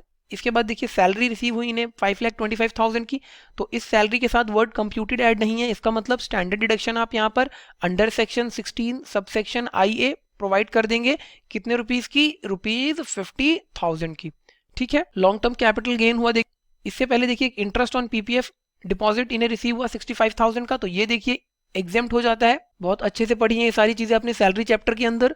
लॉन्ग टर्म कैपिटल गेन हुआ इन्हें 1,25,000 का, और शॉर्ट टर्म कैपिटल लॉस है 65,000 रुपीज का। तो देखिए शॉर्ट टर्म कैपिटल लॉस आपका लॉन्ग टर्म कैपिटल गेन के साथ एडजस्ट हो सकता है, लेकिन लॉन्ग टर्म कैपिटल लॉस आपका शॉर्ट टर्म कैपिटल गेन के साथ एडजस्ट नहीं हो सकता है। तो यहां पर 1,25,000 माइनस 65,000 करके आप कैपिटल गेन की इनकम कंप्यूट कर लेंगे। टैक्स सेवर डिपॉजिट बॉन्ड में इन्हें इन्वेस्टमेंट किया, तो इसकी भी इनको देखिए डिडक्शन मिल जाएगी। ये हम देख चुके हैं point. Donation to charitable trust recognised under section 12AA, तो यहां पर आपको मैक्सिमम 50% की डिडक्शन मिल जाती है सब्जेक्ट टू क्वालिफाइंग लिमिट, और क्वालिफाइंग लिमिट आप चेक करेंगे निकाल कर। तो आइए चलते हैं सॉल्यूशन पर और देखते हैं किस तरीके से इस क्वेश्चन को प्रेजेंट करेंगे। ये देखिए computation of total income of mister Prakash for assessment year 2021-22। सबसे पहले देखिए हमने सैलरी इनकम को यहाँ पर शो किया, जो कि इन्हें रिसीव हुई थी 5,25,000 रुपीज की। एज इट इज दिखाया आपने, देखिए स्टैंडर्ड डिडक्शन अलाउ कर दी, तो ये आ गया आपका 4,75,000 रुपीज की नेट सैलरी इनकम। अब देखिए यहाँ पर इन्होंने बताया था सेल्फ ऑक्यूपाइड हाउस प्रॉपर्टी पे इन्हें 2 लाख रुपए का लॉस हुआ था। कैसे निकाला ये हमने? 3,18,000 की देखिए इंटरेस्ट पे करा इन्होंने, मैक्सिमम 2 लाख का मिलेगा, एनएवी नील होगी, तो आपका यहाँ पर लॉस आ जाएगा 2 लाख, और ये 1,20,000 की इनकम, तो एडजस्ट करके देखिए ये आ गया 80,000। और यहाँ पर आपने लॉन्ग टर्म कैपिटल गेन के साथ शॉर्ट टर्म कैपिटल लॉस को एडजस्ट कर दिया था, तो आपका बैलेंस कैपिटल गेन कितना आ गया? 1,25,000 माइनस 65,000, ये हो जाता है आपका 60,000। अब देखिए आपके पास हाउस प्रॉपर्टी की इनकम में लॉस है 80,000 का, और यहां पर 60,000 की इनकम है लॉन्ग टर्म कैपिटल गेन की, तो इस 80,000 के लॉस को आप पहले इस 60,000 के साथ सेट ऑफ करेंगे, क्योंकि हाउस प्रॉपर्टी का लॉस आपका कैपिटल गेन के साथ सेट ऑफ हो जाता है। ऑल्दो आप इसको सैलरी इनकम के साथ भी कर सकते हैं, आप ये पूरा का पूरा 80,000 यहाँ पर देखिए 4,75,000 से एडजस्ट कर सकते हैं, लेकिन ऐसा करने से आपको टैक्स ज्यादा पे करना पड़ेगा। क्यों? क्योंकि इस 60,000 की इनकम के ऊपर आपको एट द रेट ऑफ 20% से टैक्स पे करना पड़ेगा अंडर सेक्शन 112, और यहाँ पर जो आपकी सैलरी इनकम है इसके ऊपर आप स्लैब रेट के अकॉर्डिंग टैक्स पे करेंगे। इसीलिए प्रूडेंट डिसीजन ये होगा कि आप इस 60,000 को पहले एडजस्ट कर दें 80,000 के साथ, और रिमेनिंग 20,000 को आप सेट ऑफ करें सैलरी इनकम के साथ। यही चीज देखिए यहाँ पर करी गई। 20,000 रुपीज का आपने ये शो कर दिया। किस तरीके से? ये देखिए कैपिटल गेन के रिस्पेक्ट में 1,25,000 का आपका long term capital gain, short term capital loss आपने सेट ऑफ किया 60,000 का बैलेंस, और लॉस जो आपको हाउस प्रॉपर्टी से हुआ था 60,000 का बैलेंस आपने वो यहाँ से चार्ज कर दिया। देखिए ये चीज मेंशन भी कर दी। It is more beneficial for mister Prakash to first set off the loss from house property against the long term capital gain since it is taxable at the rate of 20%। तो देखिए आपका यहाँ का पूरा कैपिटल गेन निल हो गया। House property का loss देखिए आप इस तरीके से कंप्यूट करके दिखा देंगे। Income from let out house property 1,20,000, maximum 2 lakh की डिडक्शन अलाउ होती है। दिखा दिया आपने 80,000 का लॉस। ये पूरा का पूरा देखिए हमने एडजस्ट कर दिया 20,000 सैलरी इनकम से और 60,000 कैपिटल गेन की इनकम से। तो आपकी देखिए कैपिटल गेन की इनकम यहाँ पर नील आ गई, हाउस प्रॉपर्टी की भी नील हो गई। टैक्सेबल सैलरी अब आपकी यहाँ पर कितनी हो जाती है 4,55,000 रुपीज की। बात करते हैं अब देखिए इन सभी पॉइंट्स को हमने कंसिडर कर लिया। अब हम बात करते हैं पीजीबीपी की इनकम की। तो ये देखिए स्पेक्यूलेशन बिजनेस का लॉस आपका एडजस्ट हो गया स्पेक्यूलेशन बिजनेस की इनकम के साथ और रिमेनिंग आपका लॉस कैरी फॉरवर्ड हो जाएगा आगे 4 सालों तक। प्रिजम्पटिव इनकम देखिए 1 लाख रुपीज की थी और brought forward business loss assessment year 15-16 से आ रहा था, 8 ईयर्स कंप्लीट नहीं हुए, पूरा का पूरा एडजस्ट हो गया। तो पीजीबीपी से इनकम भी इनकी देखिए नील आ गई। अब बात करते हैं देखिए अदर सोर्स में पीपीएफ से इन्हें इंटरेस्ट मिला था, पूरा का पूरा एग्जाम्प्ट होता है नील। ग्रॉस टोटल इनकम आ गई यहाँ पर 4,55,000 रुपीज की। अब हम इसमें अलाउ करेंगे deduction under section chapter 6A from section 80C to 80U। तो देखिए टैक्स फेवर डिपॉजिट पे इन्होंने जो अमाउंट इन्वेस्ट करा 60,000 की उसकी रिडक्शन और 80G के अंदर जो इन्होंने यहाँ पर 60,000 रुपीज इन्वेस्ट करें डोनेट किए हैं by way of credit card. देखिए 2,000 से ज़्यादा की आपकी डोनेशन अगर कैश में होती है तो डिसअलाउ हो जाती है, लेकिन ये क्रेडिट कार्ड से पे करा है तो अलाउड हो जाएगी, लेकिन कितनी 50% but subject to the qualifying limit. और क्वालिफाइंग लिमिट कैसे निकालते हैं आइए वर्किंग नोट में। ये देखिए 60,000 की donation first to be restricted कैसे निकाली हमने। अब आप ग्रॉस टोटल इनकम में से 80G की डिडक्शन के अलावा बाकी सभी की सभी डिडक्शंस को माइनस कर देंगे। साथ ही साथ अगर कोई कैपिटल गेन है अंडर सेक्शन 111A 112A वाला या 115 की 115B 115BBE की इनकम है उसको भी आप माइनस कर देंगे। तो देखिए यहाँ पर ये सभी इनकम आपकी नील हो गई है। देखिए कैपिटल गेन नील हो चुका है। तो 4,55,000 माइनस 60,000 ये हो जाता है आपका 3,95,000 और इसका 10% होती है आपकी एडजस्टेड इनकम। तो 10% ऑफ 3,95,000 ये आ गया आपका 39,500। अब 39,500 का 50% आपने किया तो ये हो जाता है 19,750 रुपीज। डोनेट कितना किया इन्होंने अमाउंट देखिए 60,000, तो डिडक्शन कितने अमाउंट की मिल जाएगी 19,750 रुपीज की। क्यों? क्योंकि ये लोअर है। तो देखिए डोनेशन आपने माइनस कर दी और 80C की डिडक्शन आपने माइनस करी तो देखिए इनकी टोटल इनकम कितनी आ गई 3,75,250 रुपीज। Very simple. इस तरीके से देखिए आप नोट दे देंगे कैरी फॉरवर्ड लॉस के रिस्पेक्ट में जो स्पेक्यूलेशन बिजनेस से हुआ इनको 40,000 रुपीज का लॉस कैरी फॉरवर्ड करेंगे। देखिए loss from speculation business can be set of only against profit of any other speculation business.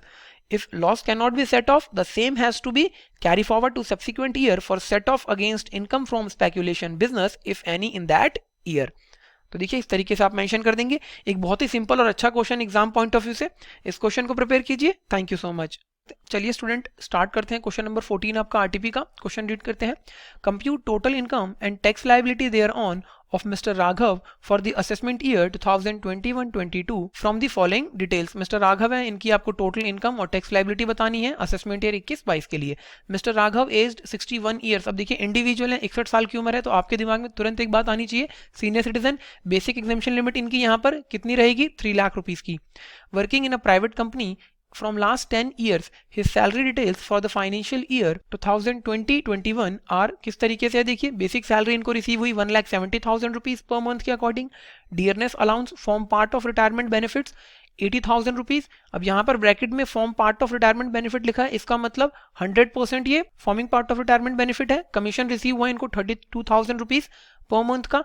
Transport allowance 5,000 rupees per month. Medical reimbursement 40,000 rupees. देखिए medical reimbursement है word, यहाँ पर ये medical facility नहीं है, medical reimbursement है, इसीलिए ये आपका टैक्सेबल हो जाएगा। मेडिकल फैसिलिटी के रिस्पेक्ट में जो आपने प्रोविजन पढ़ा है सेक्शन 17 सबसेक्शन 2 में, वहां पर अगर एम्प्लॉय या उसकी फैमिली में से कोई, और फैमिली की डेफिनेशन देखिए बताई गई है वहां पर, ट्रीटमेंट करवाता है हॉस्पिटल मेंटेन्ड बाय एम्प्लॉयर या फिर गवर्नमेंट हॉस्पिटल में, या प्रिस्क्राइब्ड डिजीज के लिए प्रिस्क्राइब्ड हॉस्पिटल के अंदर, प्रिस्क्राइब्ड डिजीज के लिए अप्रूव्ड हॉस्पिटल में, और अप्रूवल कौन देता है प्रिंसिपल चीफ कमिश्नर और चीफ कमिश्नर, तो उस केस में ये एग्जेम्प्ट हो जाता है। लेकिन ये मेडिकल रिम्बर्समेंट है, इसीलिए ये आपका टैक्सेबल सैलरी का पार्ट बनेगा। ध्यान रखेंगे इस चीज का, ठीक है। 80D की डिडक्शन मत अलाउ कर दीजिएगा इसके ऊपर। आगे क्वेश्चन रीड करते हैं। Mister Raghav resigned from the services on 30th November 2020 after completing 10 years and 5 months of service. देखिए 10 साल 5 महीने की सर्विस करने के बाद इन्होंने 30 नवंबर 2020 को रेजिग्नेशन दे दिया।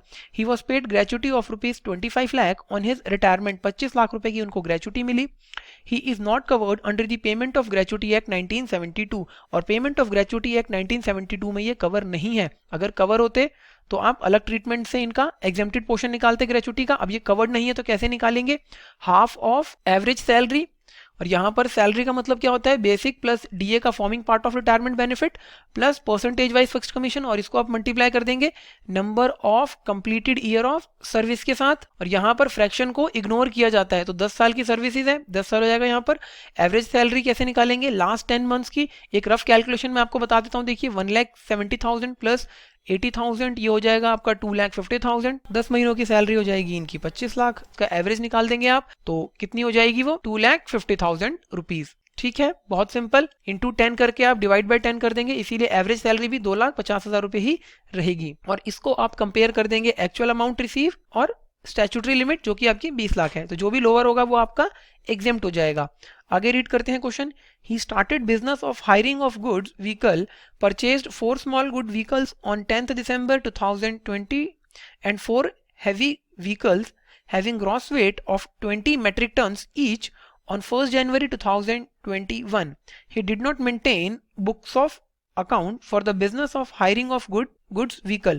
Mr. Shivpal, his very close friend, gifted him rupees 2 lakh to purchase the vehicles. तो देखिए ये जो 2 लाख रुपए का इनको गिफ्ट मिला अपने फ्रेंड से, सेक्शन 56 सब सेक्शन 2 क्लॉज 10 के अंदर ये टैक्सेबल हो जाएगा, 50,000 से ज्यादा है इसीलिए। और देखिए ये किताबें मेंटेन नहीं कर रहे हैं, इसका मतलब प्रिजम्पटिव इनकम आप निकालेंगे as per section 44 AE PGBP के अंदर आपने पढ़ा था। और लाइट गुड व्हीकल्स और हैवी गुड व्हीकल्स के रिस्पेक्ट में किस तरीके से निकालते हैं बताइए?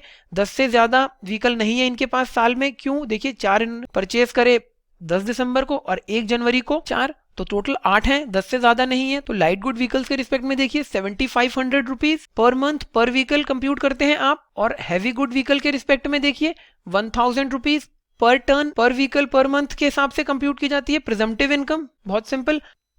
एक चीज का ध्यान रखेंगे यहाँ पर, देखिए आपके जो लाइट गुड व्हीकल्स हैं ये दिसंबर में खरीदे गए थे, यानी कि दिसंबर, जनवरी, फरवरी, मार्च। लाइट गुड व्हीकल्स के रिस्पेक्ट में आपका 4 महीनों के लिए प्रिजम्पटिव इनकम निकालेंगे, और हैवी गुड्स व्हीकल क्योंकि जनवरी में खरीदे गए थे इसीलिए इनके ऊपर आप प्रिजम्पटिव इनकम 3 महीनों के लिए कंप्यूट करेंगे।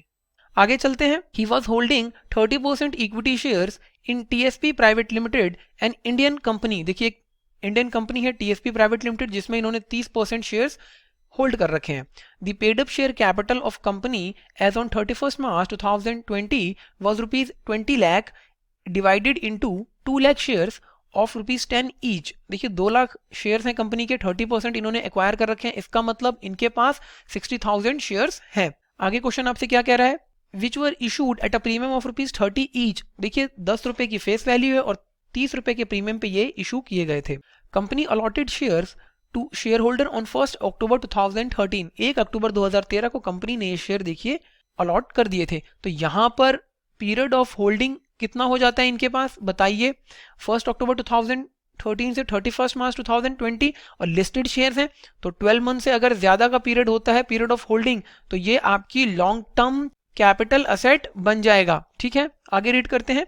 ही sold all the shares on 30th April 2020 for ₹60 पर share. Equity shares of TSP private limited are listed on National Stock Exchange and Mr. Raghav has paid STT both at the time of acquisition and transfer such share. FMV on 31st January 2018 was ₹50 per share। बहुत ज्यादा important बात बताई, देखिए यहाँ पर सबसे ज्यादा गलती होने के चांसेस हैं। क्यों? क्योंकि देखिए एसटीटी पे किया गया है at the time of purchase और at the time of sale, यानी कि सेक्शन 112A के अंदर इनकी टैक्सेबिलिटी अराइज होगी, और up to 1 lakh rupees exempt होता है यहाँ पर कैपिटल गेन, और 1 लाख से जितना भी एक्सेस होता है उसके ऊपर एट द रेट ऑफ 10% से हम टैक्स चार्ज करते हैं। और देखिए ये शेयर इन्होंने 31 जनवरी 2018 से पहले खरीदे थे, ये देखिए 1 October 2013। तो यहाँ पर आपको कॉस्ट ऑफ एक्विजिशन किस तरीके से निकालनी होगी? आप कंपेयर करेंगे एक्चुअल कॉस्ट को किसके साथ बताइए? एफएमवी ऑन 31 जनवरी 2018 और सेल्स कंसिडरेशन, और यहां पर इन दोनों में से जो भी आपका लोअर होगा उसको आप कंपेयर करेंगे एक्चुअल कॉस्ट से, और इन दोनों में से जो भी आपका हायर होगा वो कॉस्ट ऑफ एक्विजिशन बन जाएगा। देखिए बहुत ज्यादा इंपॉर्टेंट पॉइंट है आपका ये, जहां सबसे ज्यादा गलती होती है। आगे चलते हैं। On 12th February 2021, interest of fixed deposits of rupees 92,500 credited with SBI Bank. On 30th April 2020, 5,500, and on 30th December 2020, 8,500 credited on interest on saving bank account with SBI. अब देखिए 12 फरवरी 2021 में 92,500 रुपीज क्रेडिट किए गए SBI bank account में fix deposit के लिए, और 30 अप्रैल 2020 को 5500 और 30 दिसंबर 2020 को 8500 रुपए। तो देखिए ये 92,500 रुपीज 50,000 से ज्यादा है। और आप यहां पर याद कीजिए सेक्शन 192A, और आपने पढ़ा था कि interest other than interest on securities के केस में अगर 50,000 in case of senior citizen और 40,000 in case of other than senior citizen interest मिलता है तो टीडीएस कटता है। और टीडीएस किस रेट पे कटता है? एट द रेट ऑफ 10% से। और अगर ये आपको इंटरेस्ट मिल रहा है 14 मई 2020 से 31 मार्च 2021 के बीच में, तो आपको टीडीएस के रेट को 25% से कम कर देना है। ये आपकी रिसेंट अमेंडमेंट है। तो यहां पर आपका टीडीएस का रेट कितना हो जाएगा? 7.5%। तो ये जो आपके 5500 रुपए और 8500 रुपए मिले हैं, इनके ऊपर तो टीडीएस नहीं कटा होगा, लेकिन ये 92,500 रुपीज के ऊपर आपका टीडीएस कटा होगा। और ये आपको टीडीएस काट के फिगर दी गई है, तो आपको ये ग्रॉस अप करके इनकम फ्रॉम अदर सोर्स में ऐड करना होगा। तो ये कितना हो जाएगा? 92,500 डिवाइड बाय 100 माइनस टीडीएस का रेट कर देते थे हम, अच्छी तरह याद है आपको। तो ये अमाउंट आपका आ जाएगा, यहाँ पर परसेंटेज लगाइए तो देखिए 92.5% आ जाता है ये, और आपका ग्रॉस अमाउंट आ जाएगा यहाँ पर 1 लाख रुपीज का। ग्रॉस अप करके दिखाएंगे, सिली मिस्टेक हो सकती है, इसीलिए इंपॉर्टेंट पॉइंट आपका। आगे चलते हैं। He deposited rupees 1,10,000 in PPF account। देखिए 80C के अंदर इसकी रिडक्शन मिल जाएगी। He paid insurance premium of rupees 20,000 on his life policy during the financial year 2020-21. The policy was taken in April 2011 and sum assured was rupees 3 lakh। अब देखिए policy 1 अप्रैल 2011 को ली गई है, और अगर पॉलिसी 1 अप्रैल 2012 से पहले ली गई है तो वहां पर आपको मैक्सिमम डिडक्शन मिलती है 20% ऑफ सम एश्योर्ड। तो यहां पर सम एश्योर्ड आपका 3 लाख रुपीस का है, तो 20% 3 लाख का आपका हो जाएगा 60,000, और एक्चुअल अमाउंट इन्होंने कितना पे करा? 20,000। तो आप कंपेयर करेंगे 20% ऑफ सम एश्योर्ड को एक्चुअल प्रीमियम से, और जो भी आपका लोअर होगा उतने अमाउंट की डिडक्शन मिल जाएगी।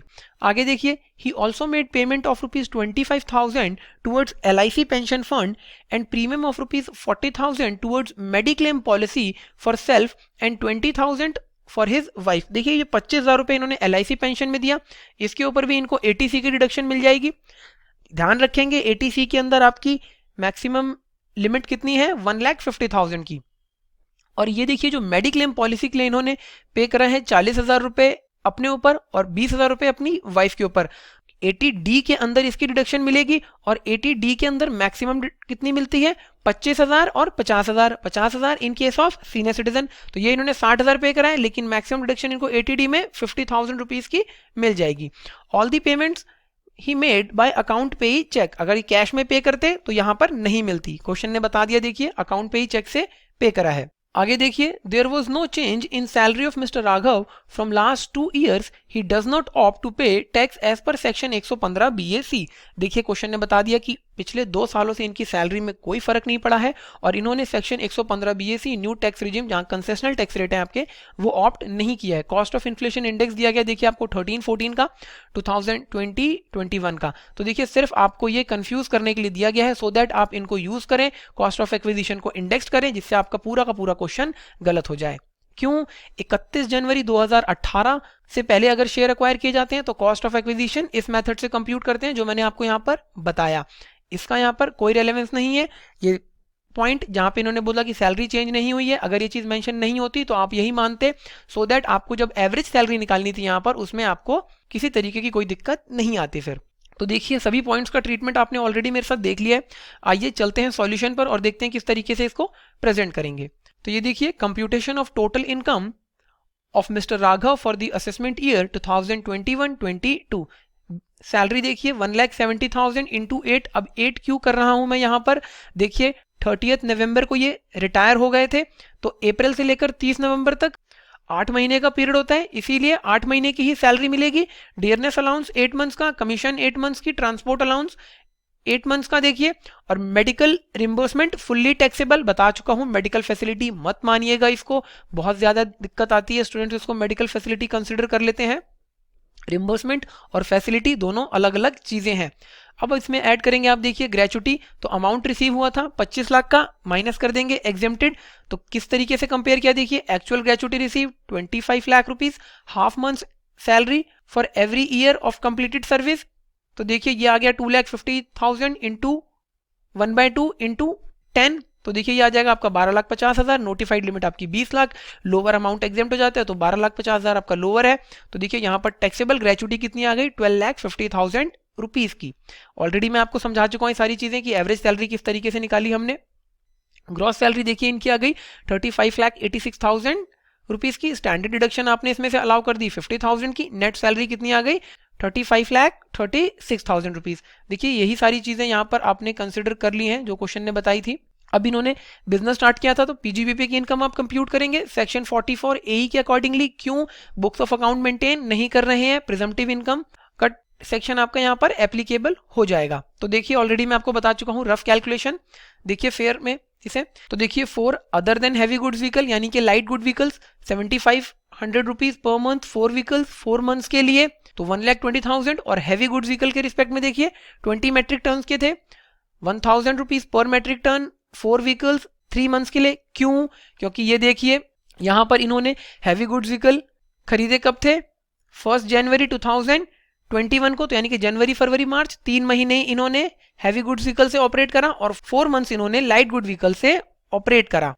तो देखिए बिजनेस इनकम आ गई इनकी 3,60,000 रुपीज। अब हम बात करते हैं कैपिटल गेन की, तो देखिए 60,000 शेयर्स इन्होंने ट्रांसफर करे थे, किस रेट पर, 60 रुपीज के अकॉर्डिंगली। देखिए sold all shares 30 April 2020 for rupees 60 पर शेयर, तो 60,000 इंटू 60 ये हो गया इनका सेल्स कंसिडरेशन 36 लाख। अब आप इसमें से माइनस करेंगे कॉस्ट ऑफ एक्विजिशन जो कि सबसे ज्यादा इंपॉर्टेंट है। देखिए किस तरीके से हमने करा, actual cost 60,000 into 40 24 lakh rupees. देखिए यहां पर आप बताया था क्वेश्चन ने कि 30 रुपए प्रीमियम पे इशू करे गए थे शेयर और 10 रुपए की फेस वैल्यू, तो परचेज प्राइस यहां पर कितना हो गया 40 रुपीज का। एफएमवी ऑन 31 जनवरी 2018 50 रुपीज की दी थी, एक्चुअल सेल्स कंसिडरेशन 60 लाख। तो इन दोनों में से आपने लोअर को लिया 30 लाख, इसको कंपेयर किया आपने एक्चुअल कॉस्ट के साथ और हायर है आपका 30 लाख, इसीलिए 30 लाख देखिए कॉस्ट ऑफ एक्विजिशन बन गया। तो लॉन्ग टर्म कैपिटल गेन कितना आ गया 6 लाख रुपीस का। लॉन्ग टर्म क्यों, 12 मंथ से ज्यादा है लिस्टेड शेयर और at the time of purchase और सेल एसटीटी पे किया गया था, इसीलिए अंडर सेक्शन 112A में टैक्सेबल हो जाएगा 1 लाख रुपीस तक एग्जेम्प्ट, और एक्सेस पार्ट पे 10% से आप टैक्स कंप्यूट करेंगे। आगे देखिए अदर सोर्स की इनकम 2 लाख रुपए ने अपने फ्रेंड से मिले थे, 50,000 से ज्यादा है, under section 56 subsection 2 clause 10 fully taxable. Interest on saving bank account of SBI 14,000 कैसे किया, ये देखिए दोनों इंटरेस्ट अमाउंट आपने ऐड कर दिए 5500 रुपए और 8500 रुपए के, और जो आपका 50,000 से ज्यादा का इंटरेस्ट रिसीव हुआ था ग्रॉस अप करके आपने 1 लाख रुपीस ऐड कर दिया। यहां पर देखिए इस चीज को मेंशन कर देंगे, अगर आप यहां नहीं करते हैं तो आपको वर्किंग नोट में ये चीज दिखानी होगी कि that as per section 194A, since interest is credited after deducting tax at source at 7.5% per annum as the amount of interest exceed rupees 50,000, amount included in total income need to be grossed up। तो देखिए gross up कर दिया आपने। Other source income आ गई इनकी 3,14,000, सभी source की income को आपने ऐड किया, देखिए ग्रॉस टोटल इनकम कितनी आ गई इनकी 48 लाख रुपीज 10,000। अब आप इसमें से अलाउ कर देंगे deduction under chapter 6A 80C to 80U। तो देखिए पीपीएफ अकाउंट की डिडक्शन इनकी 1,10,000 रुपीज की, लाइफ इंश्योरेंस प्रीमियम जो इन्होंने पे करा था 3 लाख का 20%। क्यों, 1 अप्रैल 2012 से पहले पॉलिसी ली थी इन्होंने, तो 20% ऑफ सम एश्योर्ड। अगर पॉलिसी इन्होंने आफ्टर 1 अप्रैल 2012 ली होती तो हम 10% ऑफ सम एश्योर्ड लेते, याद रखेंगे इस चीज का, कंफ्यूज नहीं होंगे। तो देखिए 3 लाख का 20% 60,000 और actual premium paid which ever is lower, तो डिडक्शन मिल गई इनको 20,000 रुपीज की, ये हो गया देखिए टोटल 1,30,000। इसके अलावा LIC पेंशन फंड में इन्होंने देखिए पेमेंट करी थी 25,000 आपने वो दिखा दिया, टोटल डिडक्शन हो गई 1,55,000 रुपीज की अंडर सेक्शन 80C, मैक्सिमम देखिए 1,50,000 मिलती है तो इसीलिए आपने यहाँ पर 1,50,000 दिखा दिया। 80D की डिडक्शन मैं आपको ऑलरेडी बता चुका हूँ, सीनियर सिटीजन है 50,000 तक मिलेगी, ऑल्दो इन्होंने 60,000 की पेमेंट करी तो ये आपने दिखा दी। अब क्योंकि ये सीनियर सिटीजन है तो 80TTB के अंदर इनको फिक्स डिपॉजिट के इंटरेस्ट के ऊपर 50,000 तक की डिडक्शन मिल जाएगी। अगर सीनियर सिटीजन नहीं होते तो उस केस में आपकी ये डिडक्शन हो जाती है 10,000 रुपए की। और सेक्शन 80TTA के अंदर फिक्स डिपॉजिट के ऊपर डिडक्शन नहीं मिलती है तो सिर्फ सेविंग्स के ऊपर आप इंटरेस्ट कंसिडर करते हैं, लेकिन यहाँ पर ये सीनियर सिटीजन है इसीलिए 80TTB में इनको डिडक्शन मिल जाएगी। तो देखिए ये आपने शो कर दिया, टोटल इनकम आ गई इनकी 45,60,000 रुपीज की, बहुत सिंपल। अब आप इसके ऊपर कंप्यूट करेंगे टैक्स लाइबिलिटी, तो ये देखिए section 115 BAC concessional tax rate का इन्होंने ऑप्ट नहीं किया था तो नॉर्मल प्रोविजंस के अकॉर्डिंग आप टैक्स कंप्यूट करेंगे। 6 लाख रुपीज का देखिए कैपिटल गेन अराइज हुआ था इनको, 1 लाख तक एग्जेम्प्ट होता है तो 5 लाख के ऊपर 10% से 50,000 का, और आपकी टोटल इनकम कितनी थी इनकी यहाँ पर 45,60,000, तो माइनस कर दिया आपने इसमें से 6 लाख रुपीज, तो 39,60,000 के ऊपर आप एज पर दी स्लैब रेट टैक्स कंप्यूट करेंगे। सीनियर सिटीजन है इसलिए देखिए बेसिक एग्जाम्पशन लिमिट यहाँ पर 3 लाख रुपीज की हो गई, 2,50,000 मत कंसिडर कीजिएगा, गलत हो जाएगा क्वेश्चन। 3 लाख से 5 लाख तक इनकम के ऊपर 5% के अकॉर्डिंग ये देखिए 2 लाख का 5% 10,000 टैक्स, 5 लाख से 10 लाख तक के बीच 20% तो 1 लाख रुपीज हो गया देखिए 5 लाख का, और बैलेंस इनकम पर एट द रेट ऑफ 30% से टैक्स निकाला, ये आ गया आपका 8,88,000। ऐड किया आपने देखिए टोटल टैक्स लाइबिलिटी आ गई यहाँ पर 10,48,000, हेल्थ एंड एजुकेशन से ऐड कर दिया आपने 41,920 रुपीज, तो टोटल टैक्स लाइबिलिटी कितनी हो गई यहाँ पर 10,89,920 रुपीज। अगर यहाँ पर क्वेश्चन आपसे कहता कि बताइए टैक्स पेबल कितना है तो आप यहाँ पर माइनस कर देते जितना इनका TDS कटा था, ठीक है, लेकिन टैक्स लाइबिलिटी पूछी गई थी इसीलिए आपने यहाँ पर TDS को माइनस नहीं करा। अगर यहाँ पर क्वेश्चन टैक्स पेबल पूछता आपसे तो आप जो इनका TDS कटा था देखिए ये 92,500 के अमाउंट TDS काटने के बाद मिला इन्हें, तो ये आप 1 लाख माइनस 92,500 7500 रुपए का TDS वहां से माइनस कर देते। तो एक बहुत ही अच्छा क्वेश्चन देखिए एग्जाम पॉइंट ऑफ व्यू से, इस पूरे क्वेश्चन को रिवाइज कीजिए और प्रिपेयर कीजिए। Thank you so much. आइए स्टूडेंट्स क्वेश्चन नंबर 15 देखते हैं आपका RTP का। क्वेश्चन रीड करते हैं। Examine and explain the TDS implications in the following cases along with reasons thereof, assuming that the deductees are residents and having a PAN which they have duly furnished to the respective deductors। देखिए सभी डिडक्टीज के पास pan है और इन्होंने deductor को ये pan furnished कर रखा है।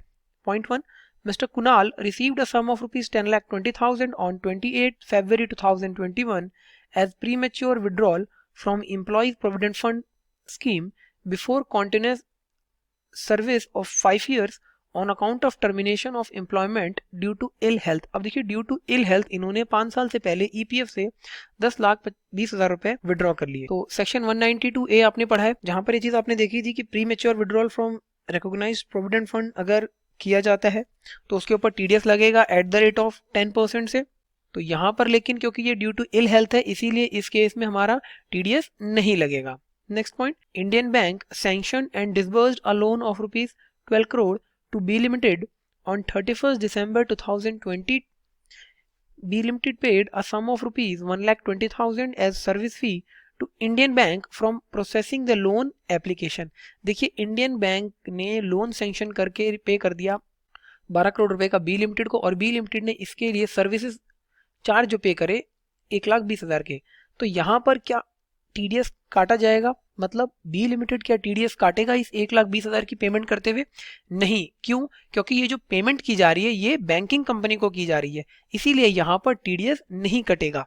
थर्ड पॉइंट, मिस्टर अगम, ऑल्दो आपका ये जो सर्विस फीस है ये इंटरेस्ट की डेफिनेशन में फॉल करती है, लेकिन क्योंकि बैंकिंग कंपनी को पे कर रहे हैं इसीलिए TDS नहीं डिडक्ट करेंगे। Third point, mister Agam working in a private company is on deputation for 5 months from October 2020 to February 2021 at Mumbai, where he pays a monthly house rent of rupees 32,000 for those 5 months, totaling to rupees 1,60,000. Rent is paid by him on the first day of the relevant month। अब देखिए आपने पढ़ा है section 194 IB जहां पर individual और HUF TDS काटते हैं अगर वो 50,000 से ज्यादा पर मंथ के अकॉर्डिंगली रेंट पे करते हैं। यहाँ पर देखिए रेंट 32,000 रुपीज पर मंथ है, इसीलिए सैलरीड क्लास एम्प्लॉयड है ये मिस्टर अगम, इन्हें रेंट के ऊपर टीडीएस डिडक्ट करने की जरूरत नहीं है। आइए चलते हैं सॉल्यूशन पर और देखते हैं इसकी फेयर प्रेजेंटेशन। ये देखिए टीडीएस इम्प्लीकेशन। फर्स्ट पॉइंट आपका, on premature withdrawal from EPF no tax is deductible under section 192A even though the employee Mr. Kunal have not completed 5 years of continuous service since termination of employment is on account of his ill health। देखिए सेहत ठीक ना होने की वजह से वो 5 साल की कंटिन्यूस सर्विस कंप्लीट नहीं कर पा रहे हैं, जिसकी वजह से उन्होंने विड्रॉल किया, इसीलिए यहाँ पर टीडीएस नहीं काटा जाएगा। ये चीज मेंशन है आपकी रूल 8 के अंदर, ठीक है। आप यहाँ पर लिख दीजिएगा एग्जाम में, as per the provisions of income tax act 1961। Second point, on payment of service fee to bank even though service fee is included in the definition of interest under section 2 subsection 28A no tax is deductible at source under section 194A since the service fees is paid to a banking company that is Indian Bank। देखिए banking company को pay कर रहे थे इसीलिए। Third point, on payment of rent by a salaried individual Mr. Agam, a salaried individual is not liable to deduct tax at the rate of 5% under section 194 IB on rupees 1,60,000। Reason being देखिए 50,000 को exceed नहीं करता है इनका rent, इसीलिए इन्होंने यहाँ पर टीडीएस डिडक्ट नहीं करा। अब हम बात करते हैं क्वेश्चन के सेकंड पार्ट की। देखिए पार्ट बी जो हमने अभी रीड नहीं किया, आइए रीड करते हैं। Mister Subhash engage in the business of trading of electrical appliances. His turnover for financial year 2019-20 and financial year 2020-21 was rupees 12 crore and 9.5 crores respectively। देखिए फाइनेंशियल ईयर 19-20 की इनकी टर्नओवर है 12 करोड़ और फाइनेंशियल ईयर 20-21 की है 9.5 crore. During the previous year XYZ Limited placed order for purchase of electric appliances for rupees 55 lakh on 1st August 2020। He again placed order for rupees 35 lakh on 1st November 2020। देखिए 55 लाख रुपए का order place किया गया on 1st August 2020 और 35 लाख रुपए का order place किया गया 1st November 2020 को। Mister Subhash delivered both the order with in 15 days of receipt of order। Discuss whether Mr. Subhash is required to collect tax at source on the consideration received from XYZ Limited। बताइए क्या mister Subhash को tax collect करने की आवश्यकता है या नहीं XYZ Limited से जो वो पेमेंट रिसीव कर रहे हैं। देखिए सेक्शन 206C सबसेक्शन 1H है आपका जो यहाँ पर एप्लीकेबल होता है, और यहाँ पर अगर किसी सेलर का immediately preceding the financial year turnover 10 crore को एक्सीड कर जाती है तो 50 लाख से ज्यादा की सेल्स कंसिडरेशन पर उनको टैक्स कलेक्ट करना होगा, ठीक है। लेकिन ये प्रोविजन आपका कब से एप्लीकेबल होगा? 1 अक्टूबर 2020 से, यानी कि 1 अक्टूबर 2020 के बाद से अगर टर्नओवर और एग्रीगेट टर्नओवर किसी केस में 50 लाख को एक्सीड करती है तो वहां पर सेलर जो है वो टैक्स कलेक्ट करेगा। तो यहां पर देखिए ऑन 1 अगस्त 2020 55 लाख रुपीस का ऑर्डर प्लेस किया और 1 नवंबर 2020 को 35 लाख का। अब क्योंकि ये प्रोविजन आपका 1 अक्टूबर 2020 से एप्लीकेबल होता है तो इसीलिए जो इस डेट से पहले की पेमेंट्स है उनके ऊपर तो टैक्स कलेक्ट नहीं किया जाएगा।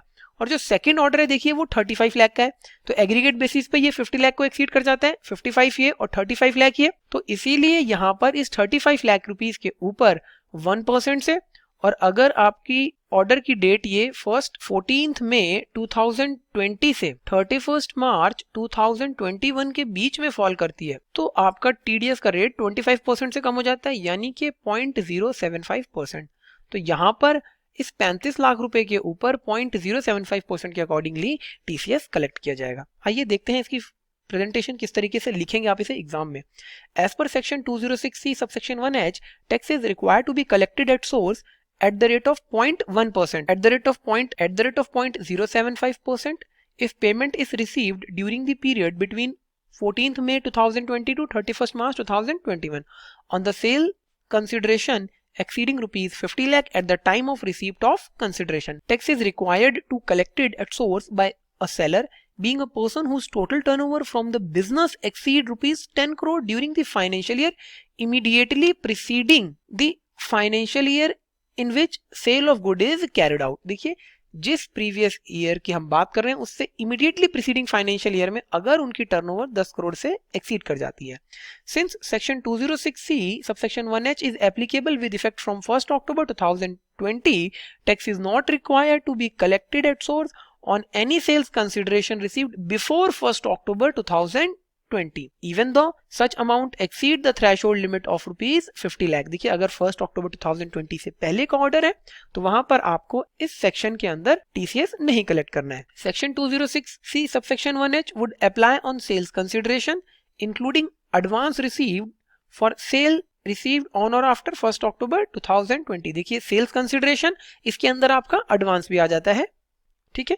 Since the threshold of rupees 50 lakh is with respect to the previous year, calculation of receipt of sales consideration for triggering TCS under section 206 subsection 1H shall be computed from 1st April 2020।